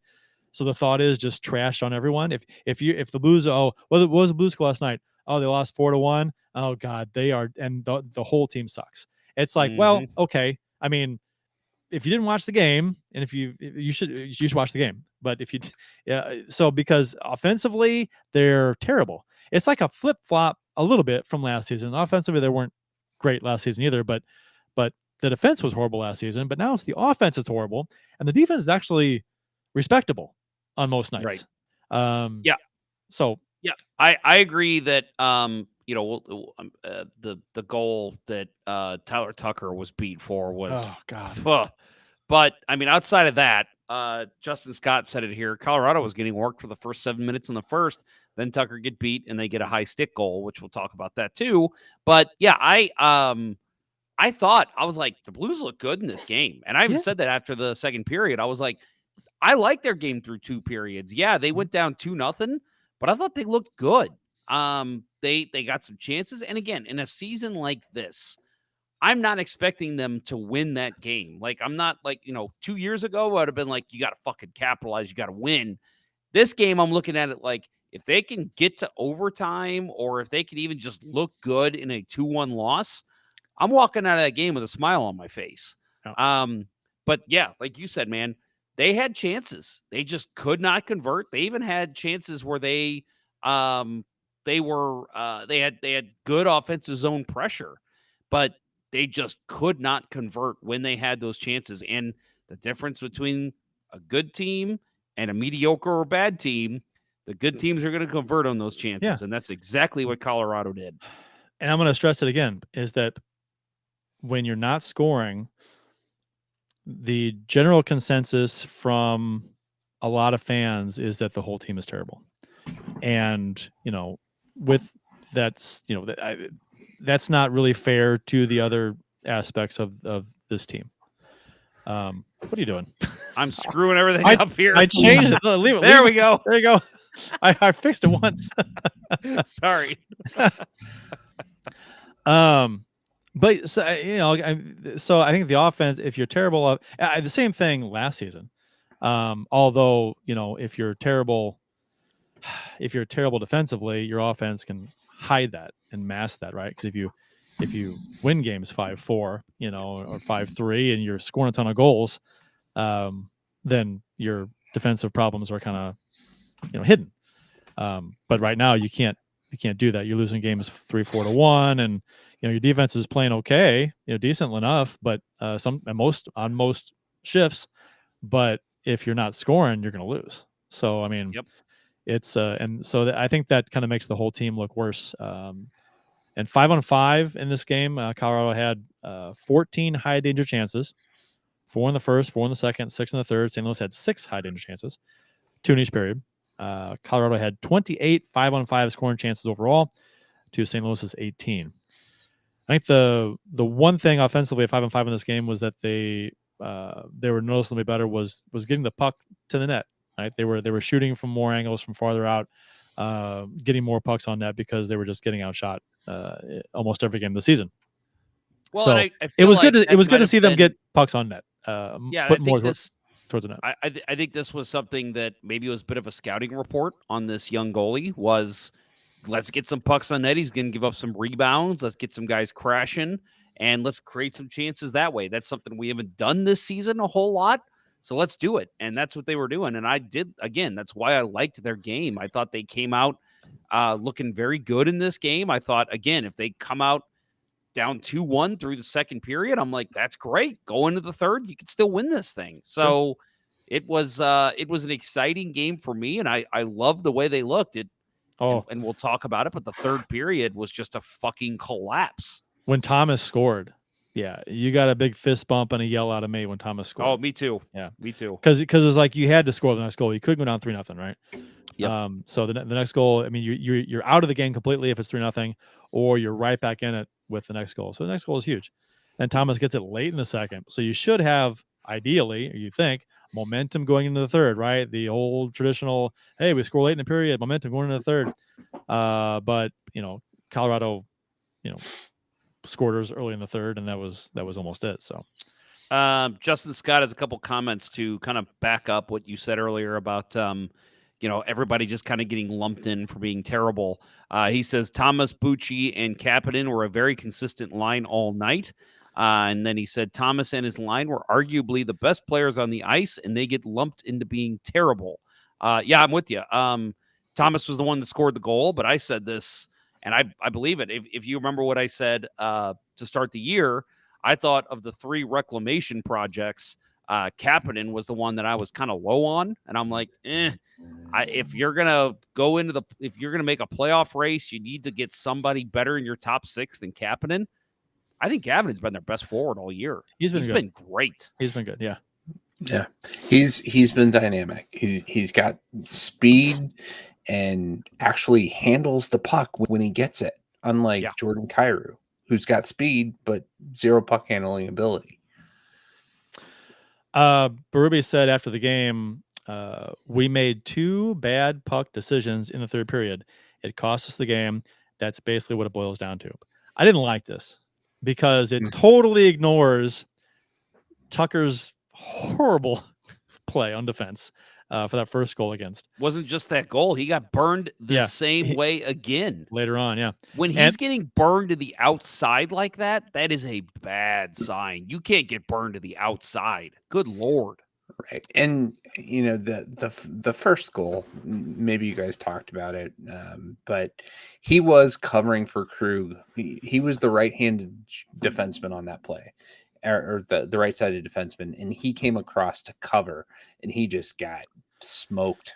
He took a bad angle. He got walked. He took a bad angle. Terrible angle. Tried to stick check. Tried to skate with him, and I'm like, just rub him out. Don't try and stick Kate with him, and all of a sudden, who was it? I forget who it was. Just sweeps the puck forward, and boom, he's by him. Russ Colton. Russ, yeah, and it was like, I'm like, yeah, you missed your chance. You didn't take the right angle, and you could have rubbed him out, and you didn't, and there's by you. Yeah, yep. So and Paul Bissonnette roasted him for that. He should have. Yeah, should have in the intermission, and he was 100% right. He said, basically, like, he feels like he could be playing D for the Blues right now, the way they look. And he specifically called out that play. And it's a dumb comment, but I get what he's saying. Yeah. No, I'm with him. Because I think I said the exact same thing to my wife. I'm like, shit, I could have done that. No, he could not have played defense. He could barely play when he was in NHL. But yeah, I did not. I mean, again, you're getting beat to the outside like that, and again, it happened in the third period. Somebody came in on the right side for him, and they beat him to the outside. They just did the arm up sweep with one stick, went right by him, just cruised right by him, and I'm like, when you're getting beat that bad, I mean, I can't remember. And actually, I was trying to think of this earlier. The last time I remember a defenseman on the Blues just flat out getting walked consistently, because it happened against Arizona too on that one goal. And it's happened a couple other times that Binnington's had to come up big on. This is going to sound crazy. Eric Weinrich at the end of his career here in St. Louis. Yeah. Eric Weinrich, when he came here, he was great. Don't get me wrong. I loved him. But man, at the end of his tenure, he did not have the legs to play in the NHL. And I remember him just consistently getting walked and being like, oh my God, why is this guy still playing? And Tucker's a young kid. They got to do something with him, because right now, I'm sorry, he does not belong playing in the NHL. They have got to get him some conditioning down in the AHL and get him to learn how to skate with some of these quick NHL players, because he just does not have the speed and he's too clunky of a skater. He just doesn't look comfortable in his skates. I hate to be an "I told you so" to everyone, but before that, when it was posted that and announced that Tucker was making the opening night roster, and Perunovich and Rosen was being sent down, and Perunovich was not being dressed, I was like, what is the infatuation with Tucker? Aside from his size, I don't get it. I've never seen anything in him that, aside from him being big, I've never seen anything that warrants him starting over a couple other guys on that third pairing. He was our leading goal scorer for 5 periods to begin the season, Kurt. That's true. No, and I'll say, man, I mean, I made a comment that you got to put anybody else in there right now. And I even said, Bortuzzo and Perunovich are just sitting in the press box right now. And I had somebody say, Bortuzzo, come on. And I'm like, when was the last time you remember Bortuzzo actually getting walked? Like, listen, you can say what you want about Robert Bortuzzo. He doesn't get walked because he still plays good positional hockey. He just doesn't have the foot speed to keep up with the offense, and he's a little slow getting back too, but he's not getting flat out walked like Tucker is. Tucker, when you're getting walked like that, you don't belong in the NHL. You shouldn't be playing. And they need to come to their senses soon, right? It's a whole hell of a lot smaller of a sample size, but I've got these very bad, give them as many chances as possible vibe like Jake Allen had over the course of his career here. But he had a good rookie season, but he's getting exploited in his second year. Tell him he's got to learn, send him down. Do you know who had a great season last season? Rosen. Mm-hmm. Rosen had a great season last season. He's nowhere to be found. No. Back in the A, right? It's like, what? I don't understand. Listen, I've said on this show before, like the story behind Tyler Tucker is amazing. The fact he's a 7th round pick and he was not supposed to ever play on the NHL, and good for him for making it this far. And I hope he goes. And again, I think this is just a situation where you just got to send him down and teach him better positional hockey and get him to learn the speed of the AHL a little better. Because the AHL is a pretty damn quick league too. Well, get him some time down there, bring him back up later and see how he does. Yeah, but you can't coach speed. You can coach how to play against speed, but you can't make him faster. I know. What I'm saying is Robert Bortuzzo is not a fast skater. He's not getting walked to the outside constantly. Gretzky mentioned that he thought Binnington should have had the shot that came after Tucker was walked because it was fluttering. He said it wasn't a fast shot; it was fluttering. So, your thoughts on Wayne Gretzky's analysis of that goal that Binnington probably should have had it? I really can't argue with Wayne Gretzky, but I will. But Bill, you're the goalie guy. Go ahead. Is this something that Binnington should have had? I think I think somebody called it out. I don't know if it was Gretz or Anson Carter, but somebody called it out that Binnington probably slid a little too far off to the left. Thinking that his defenseman was going to cut him, and gave up the angle a little bit much. But I mean, fluttering shot is a lucky shot, right? I just watching the Arizona and Montreal game right now, and Logan Krause scores, with like 15 seconds left in the period on a fanned one-timer that fluttered over Jake Allen's blocker, right? It's kind of fluky. All of that blame for that first goal is Tyler Tucker and Torrey Krug for pinching at the wrong time and getting chipped. It's that goal is on the D to me. So I think fluttering shot or not, obviously didn't catch the way he wanted to, but quick shot where he's reaching, it might flutter, whatever. But it was so well placed, right? Whether it's on purpose or not, right. Just Inside over the the post. pad, hit the post and in. It's like that's a perfect shot. I mean, he's coming in at an angle too. I'd love to see the camera angle from behind the shooter to see exactly how Bennington was on his angle. He may have been off his angle a hair. I mean, that's quite possible. But and also the flutter, a slower fluttering shot sure, we'll screw gives you you up, throw you more up. time to come off your angle, right? True. Well, and that I mean, sometimes those partially fan-on shots are the hardest ones, like that chance that Keller had to land alone on Hofer, where Hofer Yep. comes in, he lifts his pad off the ice, thinking that Keller's going to roof it, and he whiffed on it, and it slides under his pad and in the net. And it's I mean, sometimes those whiff shots are, or those knucklers that don't do what the shooter necessarily wants them to do. Those are the toughest ones to stop because they're not doing what you would expect. I thought it was a harsh criticism on Bennington. I agree. Again, I don't want to argue with the greatest player of all time, but I do think with he's the getting way old. that where the shot went, holy cow, that is again off the post and in from that angle. You're not placing that any better. It's tough. And I think that Bennington played that. Again, maybe he was off his angle a little bit, but he played it to where he was trying to take down the angle. And again, that's a great shot to just tuck it in right there next to the post. If you're forcing a player to put the puck off the post and in, your angle can't be that bad. So, I mean, all right. So, I don't know. And a play I didn't like in this game, and maybe it's because we like to pick on Scandella. Second goal, right? First period. Scandella was, and I didn't see anybody really talk about this. And I watched the replay, and Skella was deked on this. He was faked out on this play. So on the PK, 5 minutes after the first goal, Scandella thought Rantanen on the far side was going to pass from the top of the circle to McKinnon at the point. So Scandella, who is in the shooting lane when Rantanen has the puck, he leaves the shooting lane and shades over to cover McKinnon, and then Rantanen just bolts up the middle right where Scandella was covering, and then Scandella can't get back to stick check before the shot gets off, and then it goes through a two-player screen and past Bennington upper glove. And also on that play, I think Korak was saying two players were in front of the net, no one there to clear them away.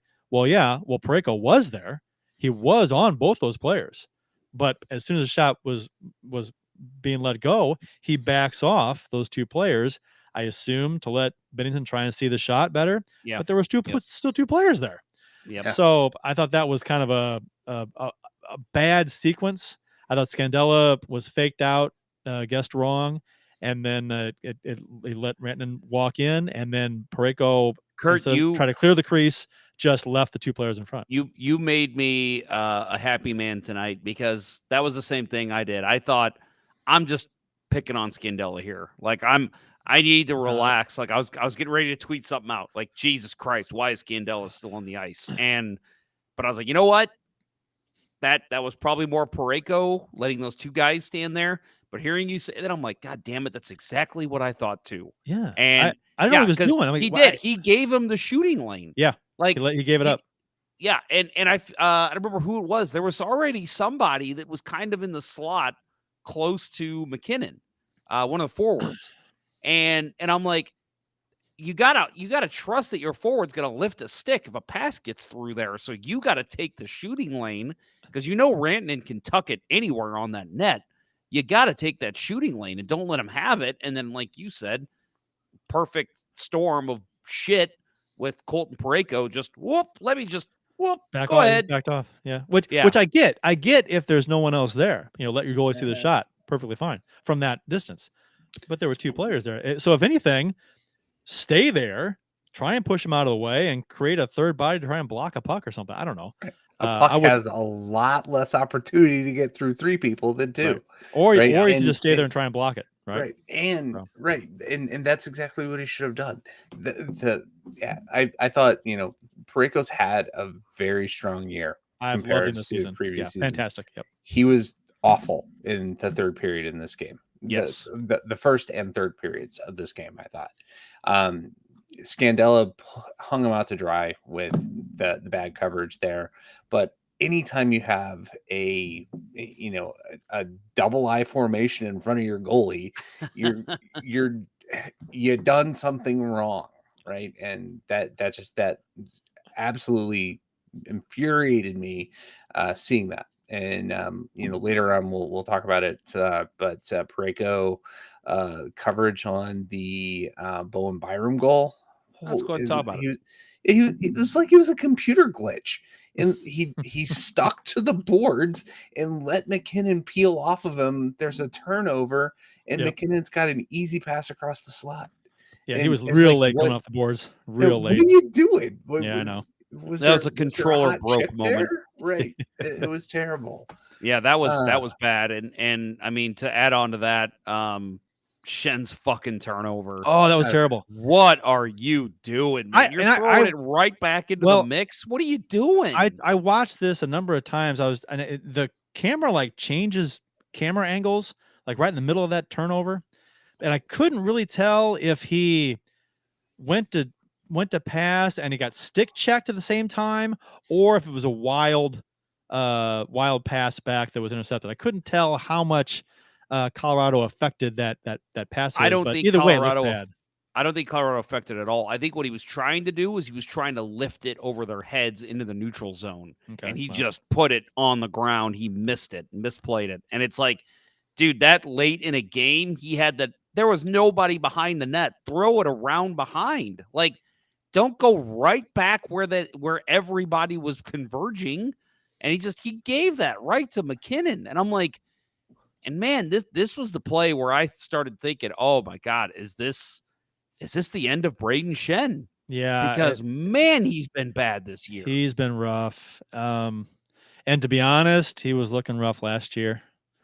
Yeah. So, I mean, I don't know. I mean, we'll see. Maybe he's hurt too. Maybe he's nursing an injury like Parayko was. Sure. Like Parayko maybe was for a year and a half. Fuck off. I don't care. Don't play him. Robert Thomas scored the Blues' only goal late in the second period off the rush, which is how it seems like a lot of our goals are scored. Oh, beautiful goal. Received a cross ice pass, cuts to the middle, wrist one upper glove. Nice shot. It's 2-1 game going into third. And like I said earlier, you got to feel good about it because the Blues were skating with Colorado. They were right there. And it's 2-1 game on the road. Yeah. But last game of a road trip too. Last game of a road trip. Yeah. And then third period was not good. That goal was beautiful. It gave you hope. And you thought, okay, I said this earlier, but going into the third period, especially with the power play, they had like 1:06 left on their power play or something.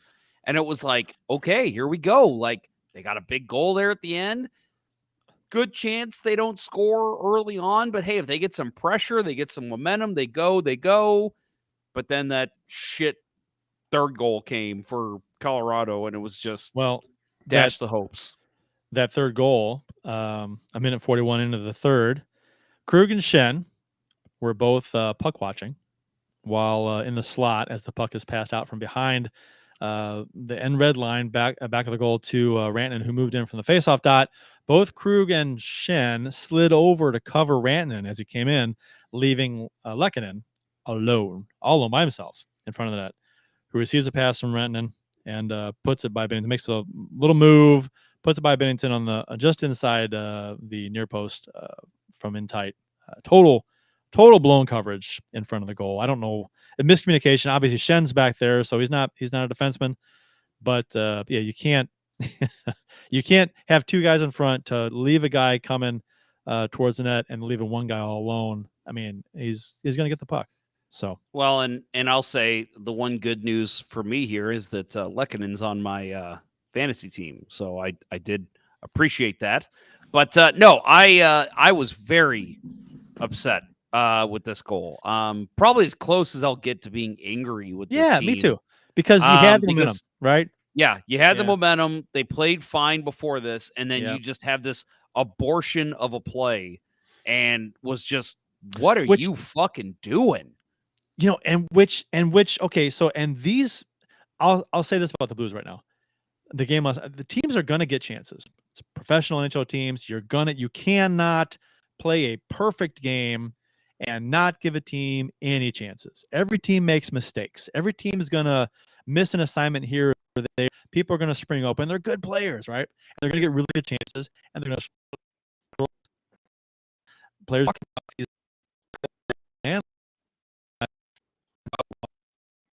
and hopefully that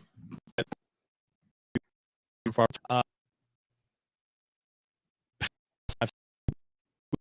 that in the NHL, because a mistake during a game, it's the team who takes advantage more often of the other team's mistakes who wins the games. You got to have the talent, you got to have the skill to actually bury your chances when the other team makes a mistake.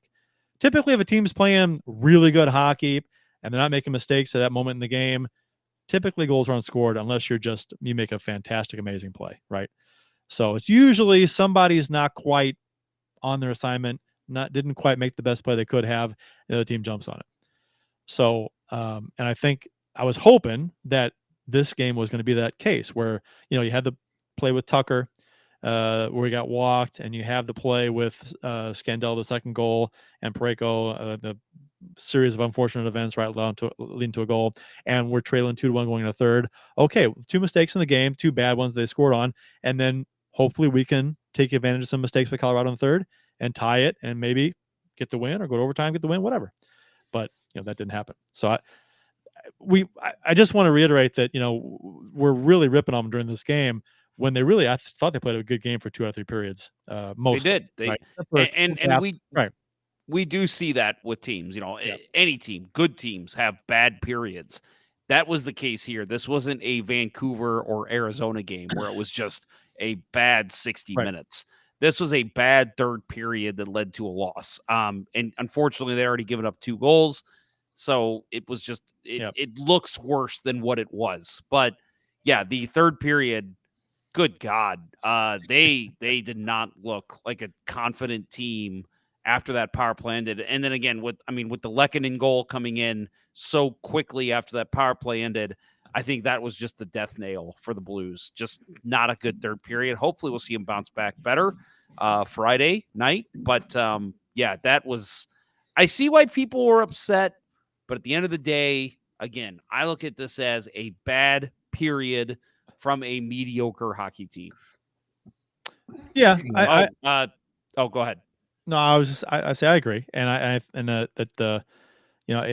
think it does get lost a little bit that they did have a good 2 periods, a pretty good 2 periods. And you can have a good period and still make mistakes too. That's because that's what happened.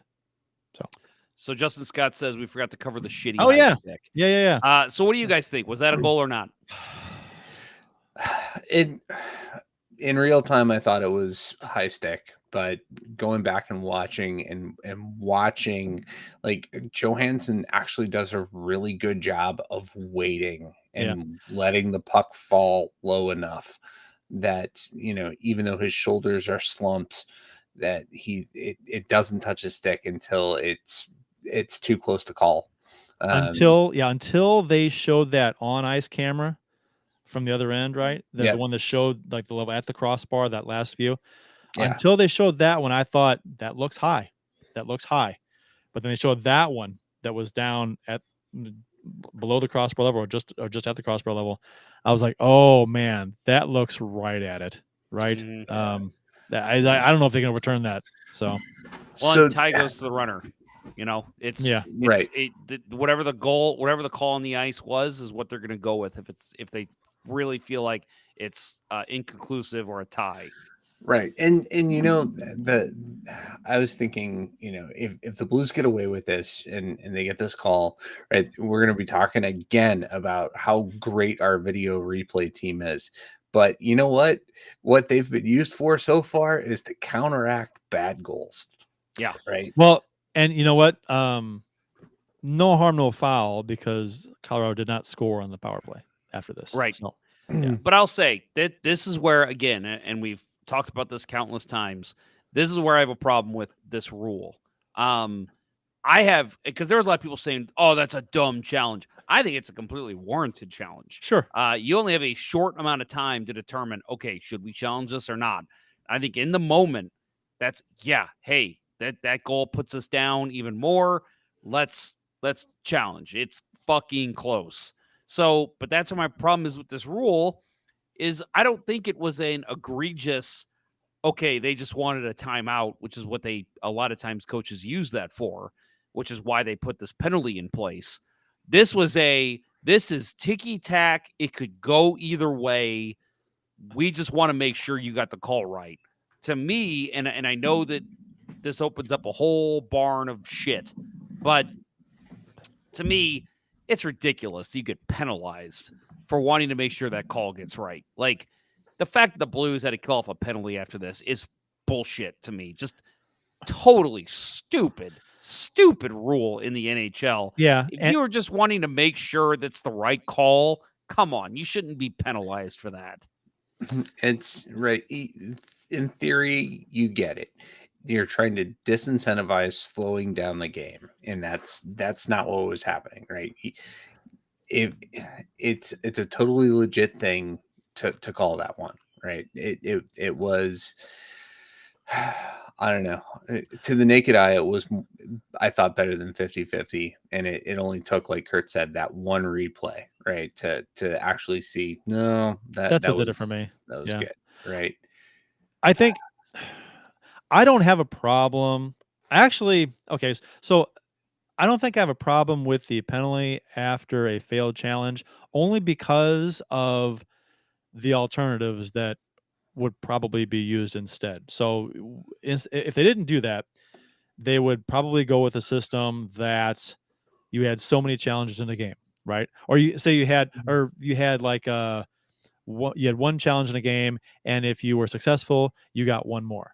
And if you weren't successful, that's all you get. Something like that. So that I don't like that either, because if you challenge once and lose, and then the refs fuck up a goal later, and then you can't challenge it. And that doesn't seem right to me either. Because then you're not getting the play right later. So I like having, the being able to challenge type of and being able to challenge whenever you want, and then be penalized if you're wrong. It does, like Bill said, de-incentivize willy-nilly challenges, right? To challenge everything, because you don't want to do that. And you do want to be sure when you do challenge, otherwise you get the penalty. So I don't mind it. I don't mind. Just because of unless there's a better solution. I proposed something in the moment. Like, I hadn't thought about this at all before I tweeted this, because somebody said, what's the alternative to a penalty?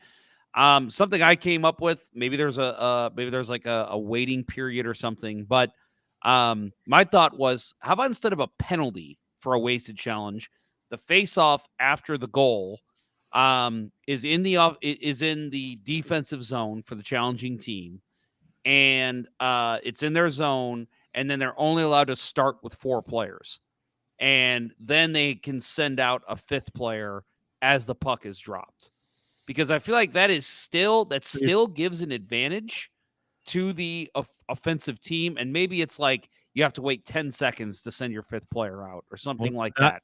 I feel like that hockey is already complicated for enough people as it is. Yeah, but I don't know. I'm just trying to come up with something else, because I agree there should be, because it was getting ridiculous before they instilled the penalty, because it was like, we want a timeout. Let's just challenge that play. Goalie interference. That was getting ridiculous too. So this penalty was kind of created to like kind of protect the coaches from themselves. But yeah, for me, it's like, I hate that. That was such a ticky-tack call. To me, there shouldn't have been a penalty on the play. It doesn't seem right in this kind of a review to get a penalty because it was so close. Yeah, and I'd love to listen to, suggestions like you just said, something else, other ideas.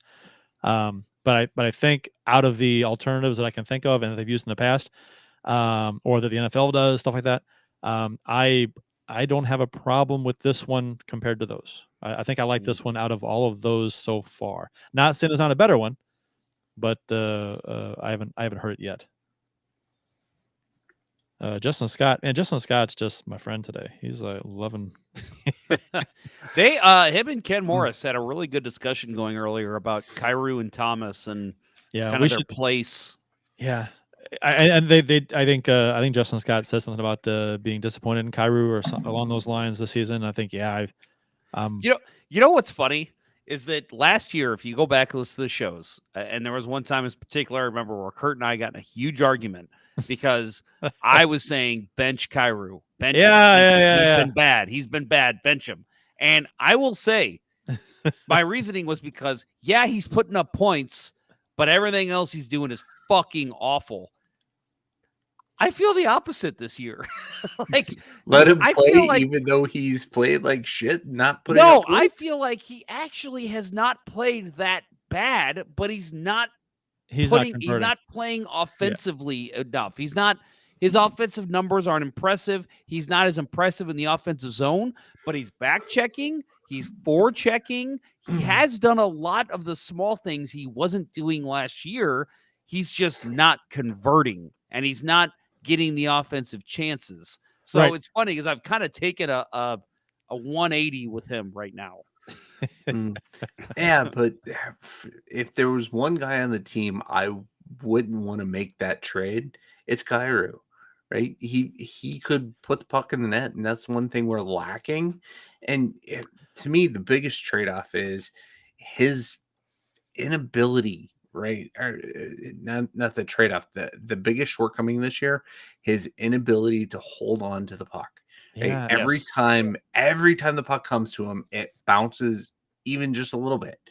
Most of the time, it's rolling off his stick, but he's got to do something, change sticks, change flexes, put a different tape pattern on, something to Just change it counteract up. Yeah, I agree. Right? He's the kind of guy that I would expect to be one of those, one of the guys that's constantly fiddling with equipment, but he doesn't. He actually doesn't seem to be that guy. It's funny because defense, you can tell they have learned to play him tight. Like, just even though he's fast, because a lot of teams, you look at a player like Kyrou, they're not going to play him tight because they're like, hey, give him the room, just stop him as he comes into the zone. Defenses are playing him tight because they know he can't receive passes. He gets a pass on his stick and it bounces, or like you said, it kind of pushes forward a little bit. So we're seeing defenders play him pretty tight on the breakout because they're like, if he gets a pass, we've got about a split-second opportunity to just knock it right back off his stick because he's not receiving the pass clean. And it's annoying because the type of player he is, that turns into a great scoring chance typically. Ken Morris says Kyrou has the tools, but does not know how to utilize them. It's like owning a Corvette, but using it like a station wagon. Comment of the show. That's yeah. perfect. We had a station wagon when I was growing up. Wood grain panels and all. Oh, boy. Yeah. We actually had a blue one with wood grain panels. Got rid of that. Got a white one with wood grain panels. Holiday road. Yeah. No green ones, though. No family truckster. All right. So next up for the Blues, we got Friday versus New Jersey at 7:00. Saturday versus Montreal at 6. Another back-to-back. Tuesday versus Winnipeg at 7, and they wrap up the home trip. Thursday versus Arizona. All right, comment of the show right there. Thursday versus Arizona at 7:00. So a big sports weekend. Friday and Saturday got Blues hockey. You got St. Louis City playing Sunday night in a must-win game against the fuckers from Kansas. I'm very nervous. If there's something to be angry about, it's that City performance. That was bad. Oh my god! It was like the Vancouver Blues in Vancouver a little bit. It was bad. No, obviously with way higher stakes. Yeah, the stakes were insane, and I just, the City played into a trap, and I'm afraid that Kansas City's got the number. It's gonna be a terrible way to end this amazing season. Yeah, I know. To of all teams to get knocked out by if they can't win 2 straight, Kansas City, Yeah. Fuck. You talk about a way for St. Louis fans to finally care about a Kansas City team. There's it. I mean, if they can't come back against them, because the Cardinals have not given a shit about the Royals since '85. And the Royals fans, like, it's their World Series every year when they play the Cardinals, right? So if they can't come back to beat the Sporting KC, it's like, whoa. And after all the soccer capital of the world podcast stuff that happened, right? too, Oh boy, oh man. I mean, they got to win 2 in a row. I mean, that's not that they can. They're a good team, but holy cow! I mean, Sporting KC has been playing well since the first 10 games of the season. Right. They lost the first 10, and then they've just been on fire. Best team since May 26th, I think, is what they were saying. But Yep. yeah, They didn't score a goal for the first 4 games, something like that. Something like that. Yeah, It was bad. but I mean, everything seemed to go perfectly for them in this, right? No Johnny Russell, and I know. had what was the other guy who was on the bench, and the 2 guys that replace him score, just absolute stunner goals, and perfect shots and awful defensive coverage. So just I'm definitely nervous about this. I also want to bitch about Apple TV too, because Apple TV fucked me over. I don't know what happened before the game. About 15 minutes before the game was supposed to start, I go to pop it on to listen to a little bit of pregame, and I had to log in, and it said, "What?" I'm okay. I'll log in, and and it didn't take my password. I'm like, well, okay, I'm not gonna get up to go get my password. I'll just reset it here. So I forgot password. And I went to you can't just. I thought I'd get an email with a link saying, create a new password and it'd be applicable. No. Oh, If you click on forget password, it'll say, okay, we've notified support. You'll be contacted in 24 hours about setting up a new password. I'm like, what? And I could not get past that screen. So I had to create a brand new fucking account and fucking pay for it to watch it. And I'm going to try and reverse that. But that pissed me off. Wow. And I'm sorry. I just turned on the Sharks Canucks game again. You want to know what the score is now? Is it 10-0 yet? I'll turn on. It is 8-0. Oh, Eric, About time. Eric, It's 8-0. Eric, what's going on? There's another good major league quote. Eric, it's 10 o'clock. Do you know where your children are? And he hits him. About time. It's 8-0. Oh my God. Wow. I mean, hey, so I mean, I mean this in the nicest way, but Blues fans, just be glad you're not San Jose fans. Yeah. Right now. They're having a rough go. until the draft, right? Then you kind of. Hey, they got out of their contract issues. They should, I would think, start the turn. After this year, the turnaround begins. Right. They're going full rebuild, right? And the Blues are not.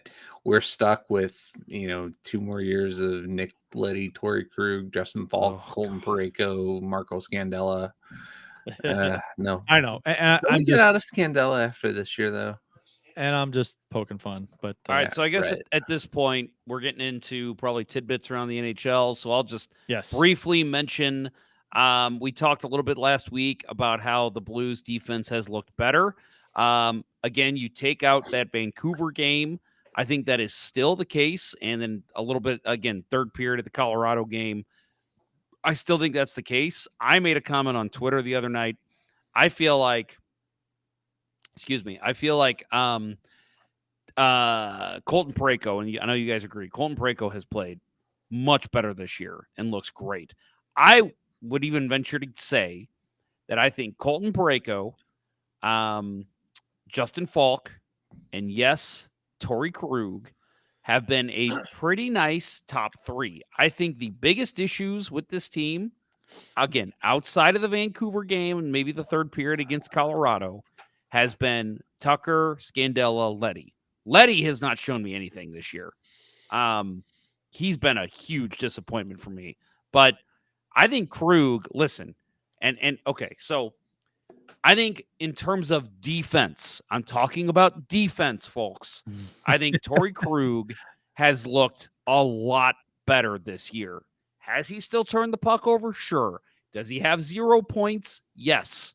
But I think defensively, there was a play against Nathan McKinnon last night that he made that I thought, man, that's a great defensive play. He came back on him. He Poke lifted check, his right? stick. He kicked the puck away. Yeah, yeah, you're right. It was yeah. a poke. Yeah, it was a poke check. And I'm like, damn, that's a great play for Torrey Krug. And anyone who listens to the shows knows that last year I said that dude's dead in the water. Get rid of him. Do whatever you can to get rid of him. Don't even play him. I feel like he's worth playing right now. He's playing physically. He's getting in the lanes. He's blocking passes. He's staying with the play. I know he had a rough he was part of the reason they gave up that first goal, but I feel like he has played a lot better. And I put that on Twitter last night, and oh my God, the fucking hate that I got. Well, he hasn't scored any points, Jeff. And I will tell you, that is the number one response I get. Yeah. The Blues power play is terrible. He was signed to be a power play quarterback. 0 points. He was signed to be an offensive defenseman. I literally had a guy that was like, "Oh, how can you possibly say that? Sit down." And he was signed to be an offensive defenseman. And I'm like, dude, you literally are putting the word defense in what he is. He is signed, yes, as an offensive defenseman, but offensive defensemen still have to play defense. And he's like, you don't know what you're talking about. He was signed to score points and quarterback the power play. And I'm like, the power play is a fraction of the game, dude. Like 5-on-5 is what they signed him for. They want him to still play defense. Well, he's got 0 points. Oh my God. Pay attention to what I'm saying. We're talking about defense here. I feel like, again, has he been tremendous defensively? No, but no one ever expected that. I just want him to be able to step out there on defense and play semi-well. And I feel like he's done that this year. So I'm just saying, I'm not saying that Torrey Krug is gangbusters and is going to be an NHL All-Star this year. I'm not saying that. I'm saying overall, I think Torrey Krug has played better. And in a season like this, we need to take the small victories. To me, that is a 9-0. small victory. What? 9-0. Is it? Oh my God, is it really? Jesus. So the thing I was going to add to the Torrey Krug conversation is, this whole idea at this point of he was signed to be an offensive defenseman. He was signed 3 years ago. Now we need him to be something different, right? Yes. We still need that offensive defenseman, but I think that's got to be Scott Perunovich, and we've got to start falling in love with that idea. And Berube's the guy that's going to resist it as long as he can. But it's almost moot to talk about why we signed him. Yeah, and honestly, the power play is an issue. It's 1 for 25, right? Mm-hmm. It is not helping us win games at all. If we were just at 20% on the power play, which is what you hope to be, right? At least. What is that? 5? Is that 5 goals? 4, 5, whatever it is. So I mean that could be an extra win. But again, definitely be a win. I don't think that's on Krug. I don't think you can't hang the bad power play necessarily on Krug, even though he's supposed to be a power play quarterback. There is way too much going on. The power play has looked better since the start of the season. They've had a lot more zone time. They've had a lot more chances. They're just not putting it in.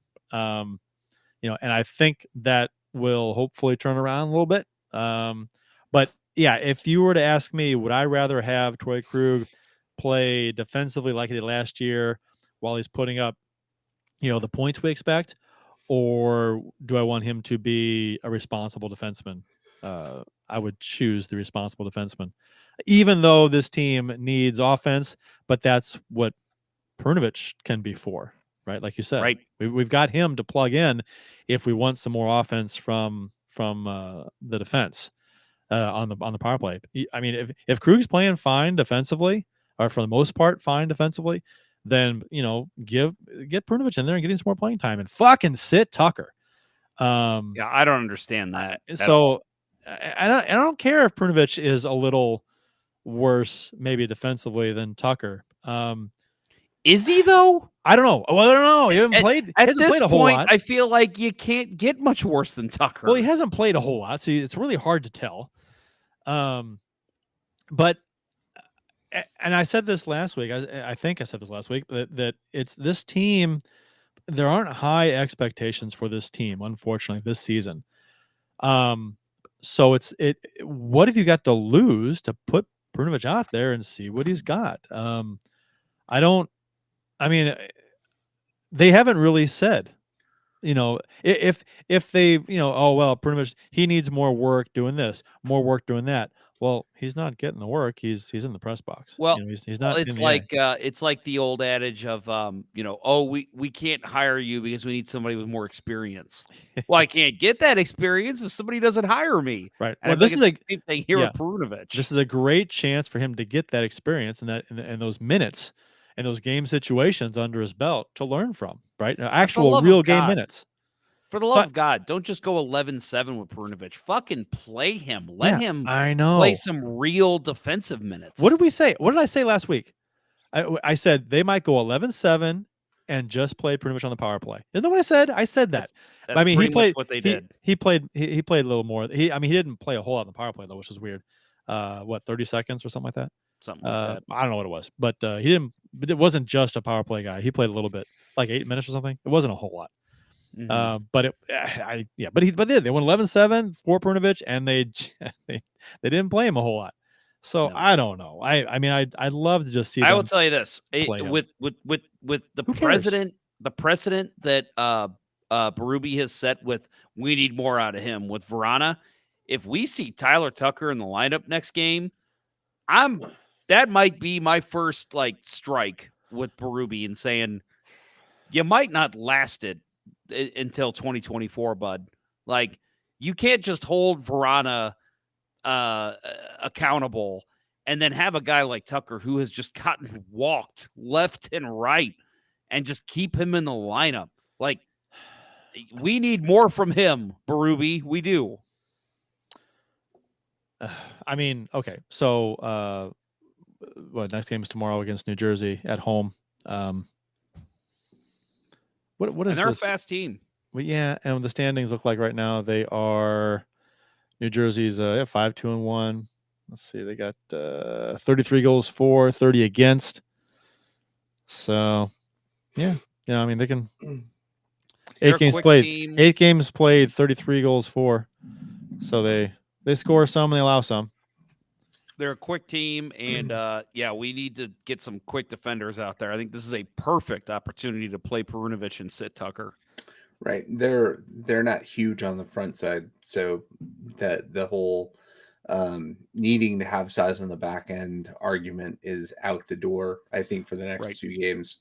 Right, we got New Jersey tomorrow, Montreal Saturday. Biggest guy I can think of on either of these 2 rosters is Josh Anderson from Montreal. Timo Meier. Yeah, he's pretty big, I guess, but but you got to think that Tucker or Perunovic wouldn't see him anyway. That's going to be Parayko. Right, mostly. Right. So perfect opportunity to give Tucker some time to see how the game flows from the press box. I don't know. Well, I mean, if Perunovic can get some actual ice time and get multiple starts in a row, I'd be like, hey, let's go. All right, let's see him play.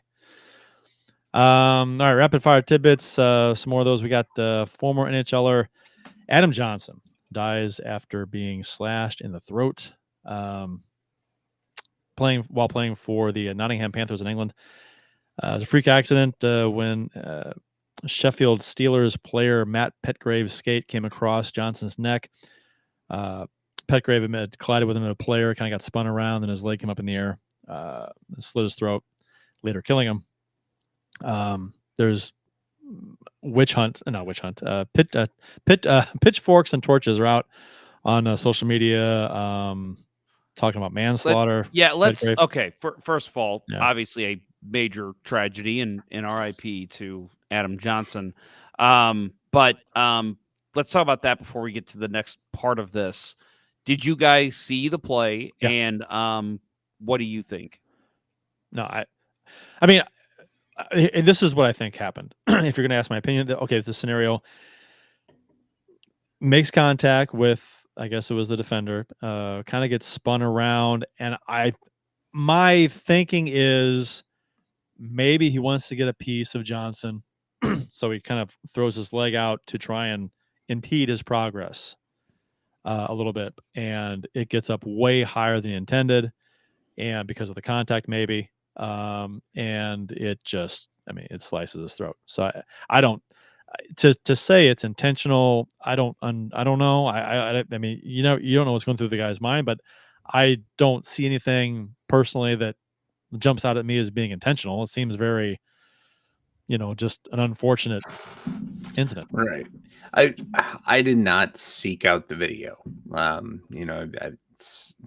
Having lived through the Clint Malarchuk thing when it happened live. I'm not one into looking at near death, and Richard Zednick as well. Yes. Right. Yep. I'm not into that.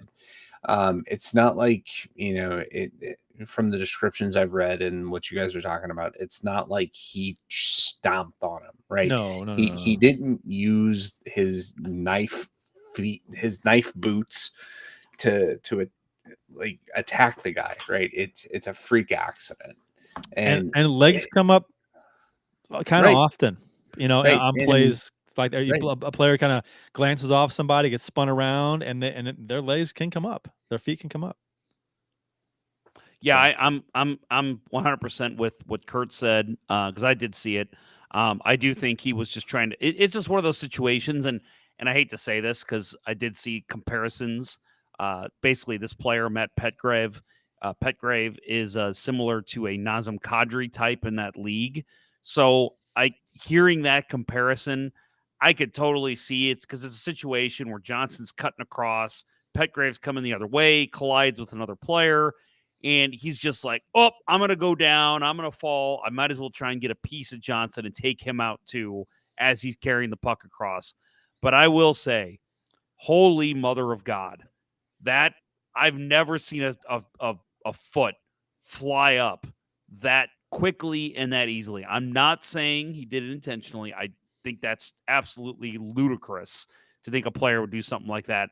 But I do think it's exactly what you said, Kurt. It was a matter of, this guy's coming across. I do everything I can to impede his progress, maybe take him out as I'm going down. It'll look like an accident, no big deal. But, oh, man, he has got to be more careful with that foot. Man. It's a, contact sport, high-speed contact sport. And it's amazing to me that there aren't more deaths in professional hockey. And that's what kind of sparks this neck guard debate now that's come up, where the Western Hockey League announced Wednesday that they were going to make neck guard protection mandatory for all players. Hockey shops are selling out of neck guards all over right now. The Pittsburgh Penguins are making neck guards mandatory for all of their players at the minor league level and are also urging their NHL players to wear them. And this is all coming after this incident, what Pittsburgh's doing is interesting to me, is that they're making all the minor league players wear it, but they're just encouraging or urging pro players to wear them. I wonder if that's a CBA thing. They can't make their players wear them. That's possible. Yeah. That's what I was thinking. And it's we have Sidney Crosby on our team. We're not going to force him to do anything he doesn't want to do. But you know what though? I just saw this. It was a guy shared on Reddit. TJ Oshie, I didn't know he had a War Road brand of. He wore it tonight. Yeah, and it's cut resistant. They have cut resistant clothing as part of the line of stuff. Mm-hmm. And it's expensive. It's $200 for a cut resistant long sleeve shirt with a neck guard on it. And it's like material. It's not like a thick thing. It's just like material that is like a cut resistant. And I guess the idea is, it may it's not like it's thick padding where it's gonna like absorb the blow. It's just gonna prevent your neck from being sliced open, or hopefully prevent your neck from being sliced open if it hits that. I think it's a brilliant design. It's from what I've fantastic. seen. Yeah, and I would wear it easily. I mean, in the NHL, there's no question. I mean, I'm making good money. I'm spending $200 on a few of those for the season, right? If the whole team went to the organization, let's say the St. Louis Blues, all the players go to the organization, go to Doug Armstrong. Hey, we all want to wear this War Road brand. Buy all of these shirts. They'll do it. Spend $5,000. Spend $5,000 and outfit us, right? Because they make stuff for your legs, for your cuffs down into your gloves. So the cut resistant socks have been around for quite a few years now. Yeah. But yeah, I mean, I'm kind of surprised that that's not standard outfitting. Yeah, listen. I mean, again, not to plug too much another podcast, but Doug Stolhan and I got a long talk about this on this week's Puck podcast, and we both are under the same mind. Sounds like you guys are too. That it's like, okay, the debate, full face guards. Will the NHL one day have full face guards? I don't think so. It will be mandatory. No, I don't think so. But and the talk is like players don't want it. It's restrictive, which I agree. I've played with full face guard. I've played with a visor. It's restrictive. Your viewing is restricted. Hell yeah, it is. Yeah. But like, man, I got to tell you, with a neck guard, those aren't that restrictive. Especially if it's just the material. It's not. I can understand. Like, okay, like when I first heard neck guard, I was thinking like the goalie neck guards, like that. You guys, they were thicker, right? They were thicker, and it looks like a turtleneck. Well, but it's thick and it's padded, and it's like, okay, I can see that being restrictive for a skater if they may not want to wear that. I get the idea of not wanting to wear it because it's restrictive, even though it might protect you. I get the conflict there. But with this just material, it looks like it's thin, really flexible, like a shirt, but it's cut resistant. I mean, why wouldn't you wear that? Yeah, I'd wear that. And apparently it's long sleeved, or it's cut resistant along the wrist too. All the way down your wrist, yeah. In your glove. I think I've told the story on the show before. There was a time where I went down, I fell down in the corner, my arm just kind of flopped out, and I saw a guy coming, and he was stepping to turn, and I even thought, I'm like, this is where I get my wrist cut here. Like, I'm going to die. This is where I die. And he last minute stopped his foot from stepping and then like turned himself the other way and crashed his fucking whole body into the boards just to resist hitting me. And I like got up right away, and I didn't even care about what was going on in the play. And I just like tapped him on the shoulder. I'm like, dude, boom, you might have just saved my life. Thank you. Like, that's incredible. And it's like, I thought at that point, I'm like, I'm playing fucking beer league. Why am I not wearing fucking wrist protection? Like, why not? Well, Bill, you were there, right, when the Cahokia incident where the guy had his wrist stepped on and blood was everywhere.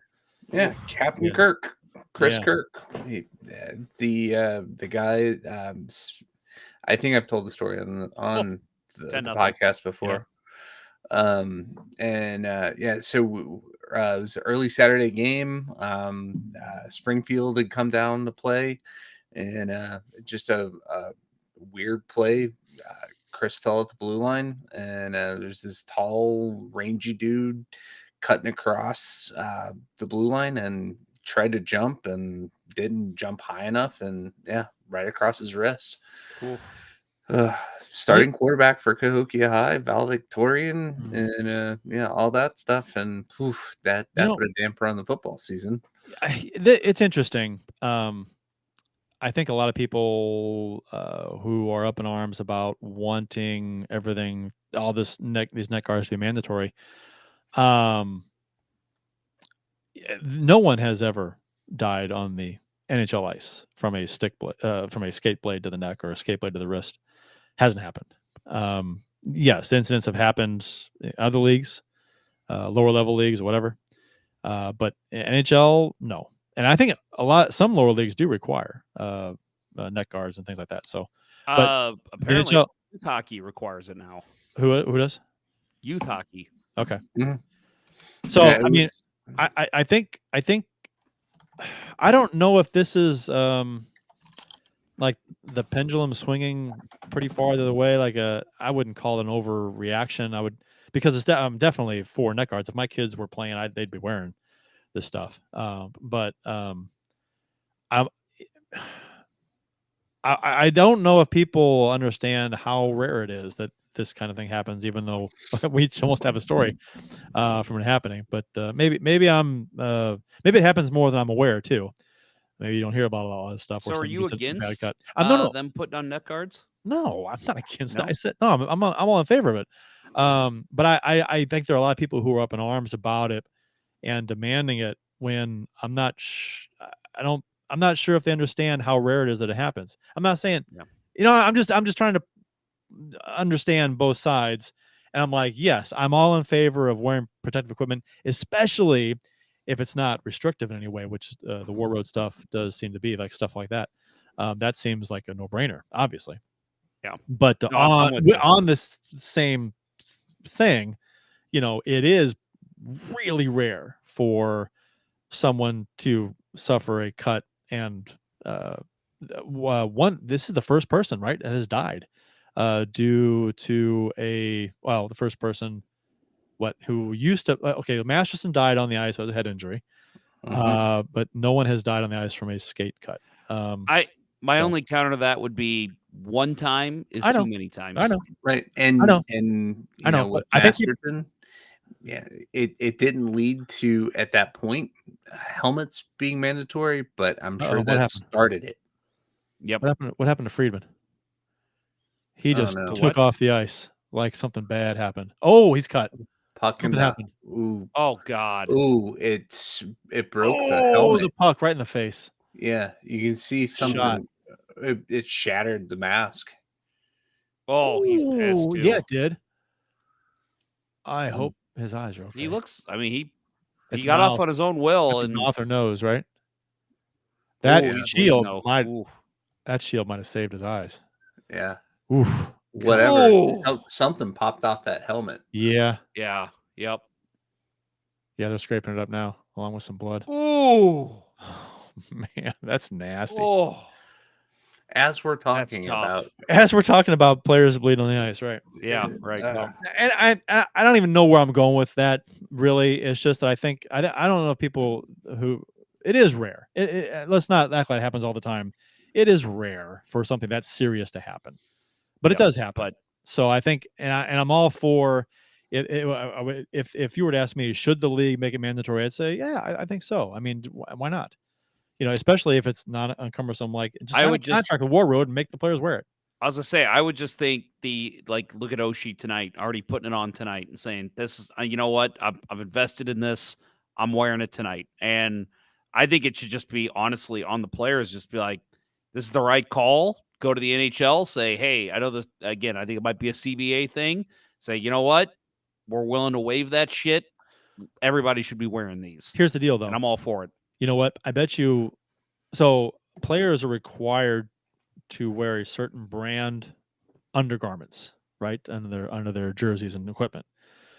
So why couldn't the NHL just sign a deal with a protective, cut resistant fabric company like War Road or whatever?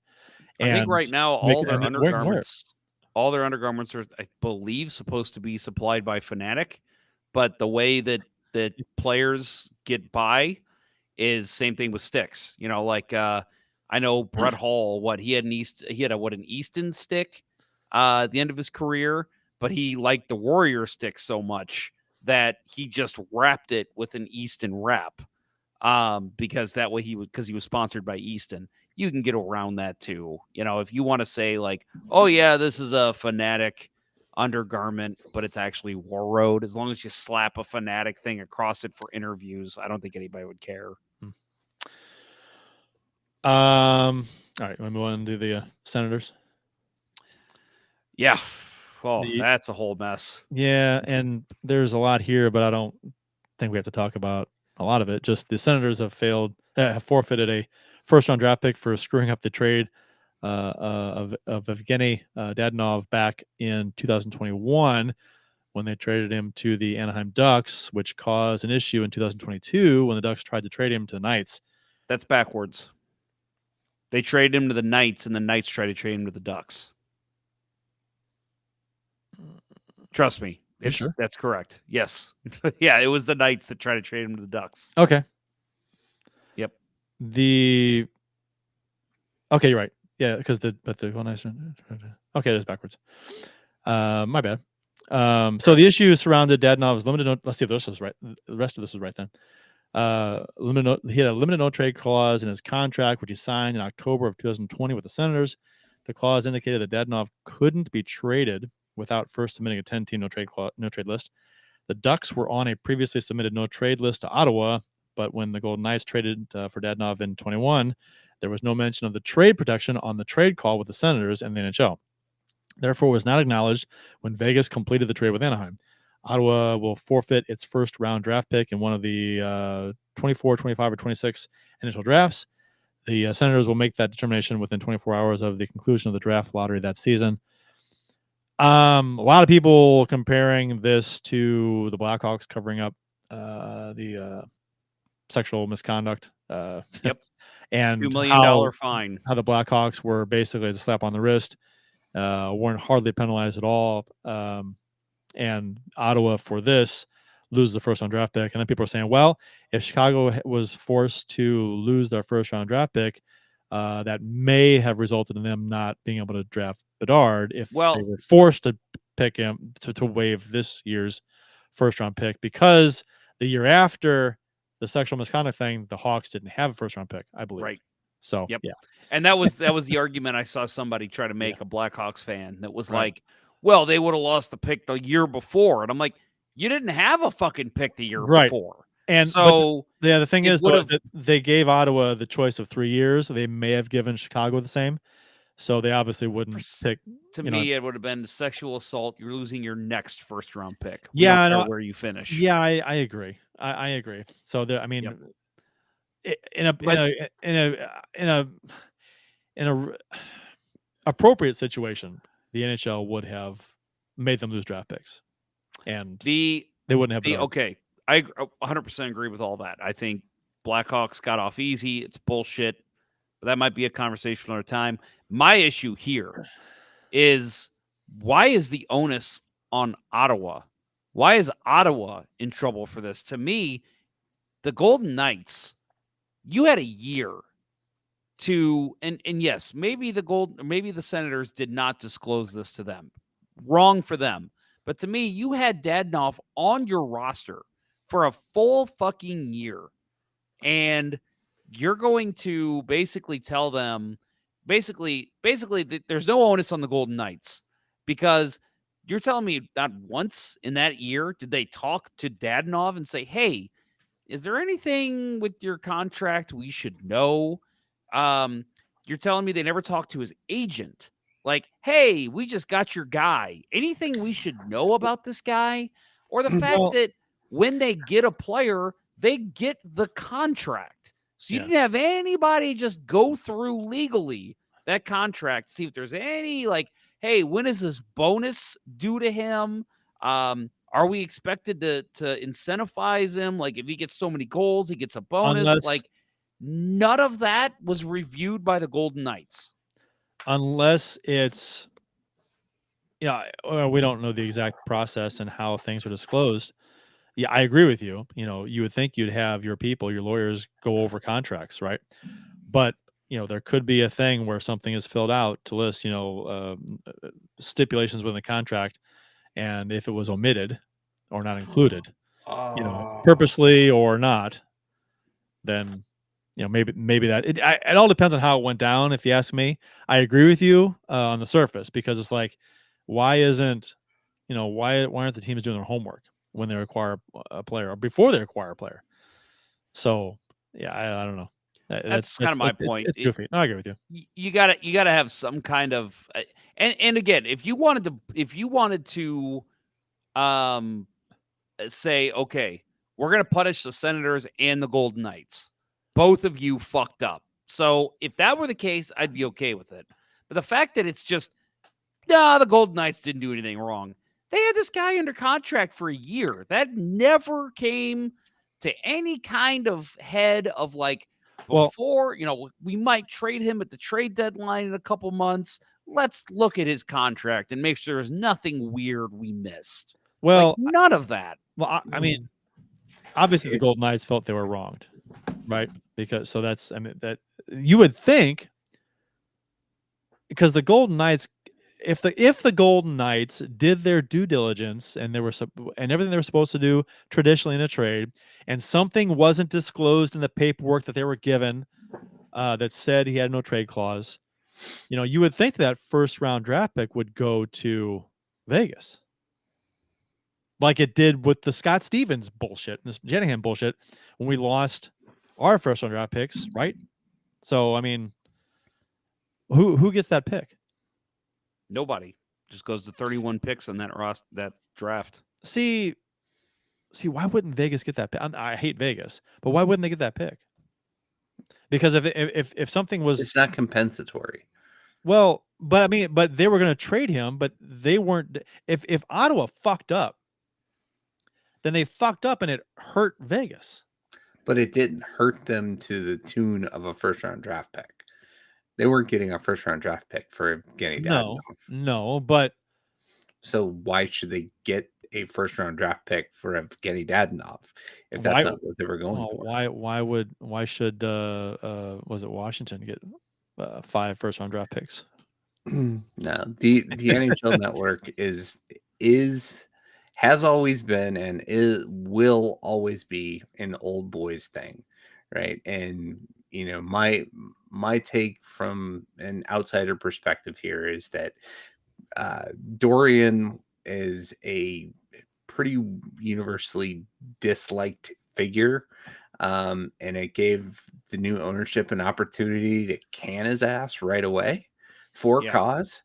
And they were happy with it. The NHL got to flex a little with imposing a penalty for a team engaging in, I don't know, I'd say minor misconduct. Yeah. To me it seems like it's got to be a clerical kind of issue, right? And really, to Jeff's point, how are teams not analyzing the entire contract of an incoming player? To me, Vegas looks bad here, but they should be embarrassed. I mean, Ottawa fucking up and not disclosing something, that's one thing, but you're acquiring an asset and you don't even know if the guy has a no trade clause. Fucking, we know who has no trade clauses on Cap Friendly. I mean, come on. That's what I said on the Puck podcast. I'm like, the fact that I'm sitting in my basement in St. Louis and I can tell you if this player has a no trade clause, that should tell me that the Golden Knights didn't do their fucking work. Yeah, it's a topic of interest. It's a pretty common thing that you'd want to know with every player. So it's, oh man, they slowed it down. Yeah, they did. Why do they show that? Oh, he's back on the bench. Yeah, I guess that's why. Man, he was. I guess his the visor got him right on the cheek. The cheekbone. Yeah. Oof. Oh man, under the eye about an inch and half. It's 10-1. 10-1. And 10 goals on 33 shots. Holy cow. That is. Thatcher Demko actually complained that he wanted a challenge after, did he really? After the one goal. Goalie's gonna goalie. He got bubbed, but it was his defenseman's fault. So the Heritage Classic took place on Sunday with the Oilers beating the Flames 5-2. The jerseys are something we love to talk about on the show, and Heritage Classic jerseys are always a topic of discussion. So we got well, I don't have them on screen to show you, but if you've seen the Oilers and Flames Heritage Classic jerseys, you know what they look like. Edmonton incorporated some brown pants, brown gloves. In Calgary, kind of pretty clean and simple, I guess you call it. The C's there with a circle around it, and Calgary Flames inside the circle. What do you guys think of these? Let's do this relatively quickly because it is pretty late here.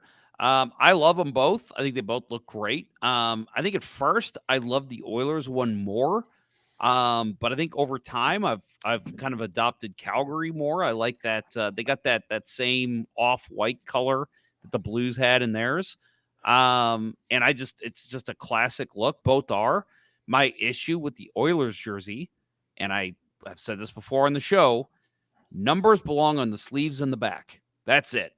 And they had to incorporate the number in the oil drop in the middle. Yeah, I'm and not I a fan of just, I hate that. If it wasn't for that, that would be one of my favorite jerseys from any outdoor game. But that putting the number in the oil drop, totally unnecessary, takes me out of that jersey. Still looks good. It's a nice classic look too. But yeah, that's the one thing on that jersey that I would definitely change. Yeah, and to me, yeah, I agree completely with that. Looks good except for bringing the number onto the front. The Flames, not enough yellow. I like it. I like the simplicity of it, but not enough yellow. So yeah, being a visual guy, the Edmonton jersey, I think they came close to doing something really, really good here. But I'll tell you what misses the mark for me personally is that banner under the oil doesn't do it for me. It's big. It's like my eyes go right to the banner for some reason. I don't like it. I think it might look better. I'd love to play around with this on that jersey software I have. But to take the banner off and just have the Edmonton Oilers text in white, maybe a little smaller too under the oil drop. Yeah, I agree with you, Jeff. Take the number off the oil drop. That's dumb. Your player's number doesn't belong in the logo on the chest. That's stupid. And what bothers me is the C over the lines on the shoulder. Yeah, I don't like it when teams do that. I mean, it's like it always looks like, oh fuck, we forgot about the C's and the A's on the jersey. We got and on that jersey, the C, there's plenty of room for the C to just sit in the blue. Yeah, I know. The C would look so much. You take that banner away, you make the Edmonton Oilers text a little smaller, and there's all kinds. There's a sea of blue there for that C to go in. A sea of blue for the C. I like the incorporation of the brown. I dig it. That's cool. Old school throwback. I like it. But I'm not a fan of the banner. The Calgary Flames jerseys. They did the stripes right, and I think the Calgary should pat themselves on the back because they rarely get stripes right on the jerseys. 100%. 100%. Yeah. The stripes are on point. The stripes kick ass.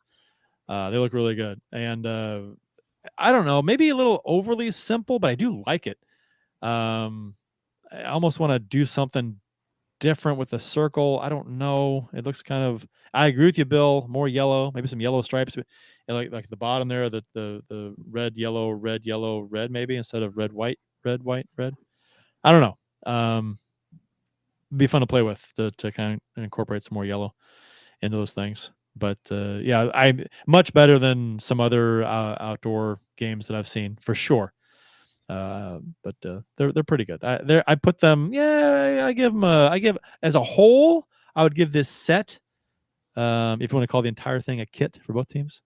I'd give it a B+. Yeah, I'm with you. For me, yeah. All right. I think we can wrap the show up because this show is taking. Man, we're going on long show, 2.5 right now. Yep, we're into a whole nother day. What are we doing? Jesus Christ! Yep. No one's here. Mm-hmm. We have more listeners now than we did like an hour ago, though. Some people can't sleep. All right. Support for Let's Go Blues Radio is brought to you in part by ID Life, the world's only truly personalized vitamin platform based on a health assessment of your DNA.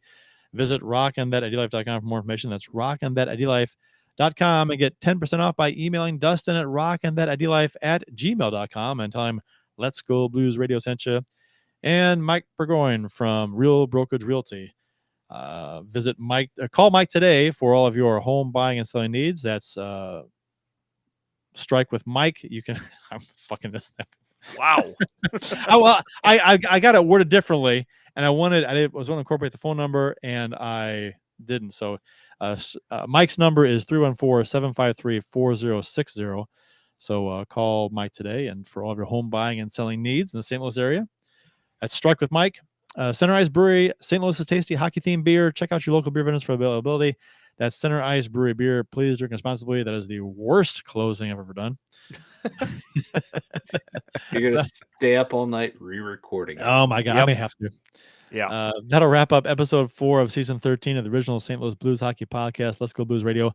Thanks for listening, and thanks to those who participated in the YouTube and Facebook live chats during the live show. We hope you enjoyed it as much as we've enjoyed bringing it to you. For Jeff Ponder, Bill Day, and Austin Lynch, and Ron Burgundy, I'm Kurt Price. Until next time, everyone, let's go City, let's go Blues. Let's go City and Blues. Let's go City. Let's go Blues. Any questions?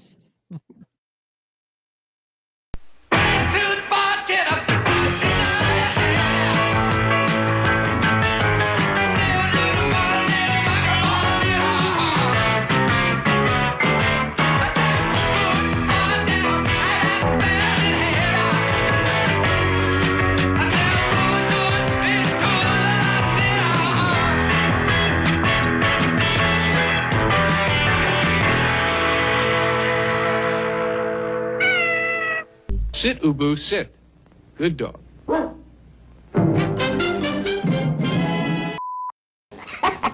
You thought I was going to say, son of a bitch, didn't you?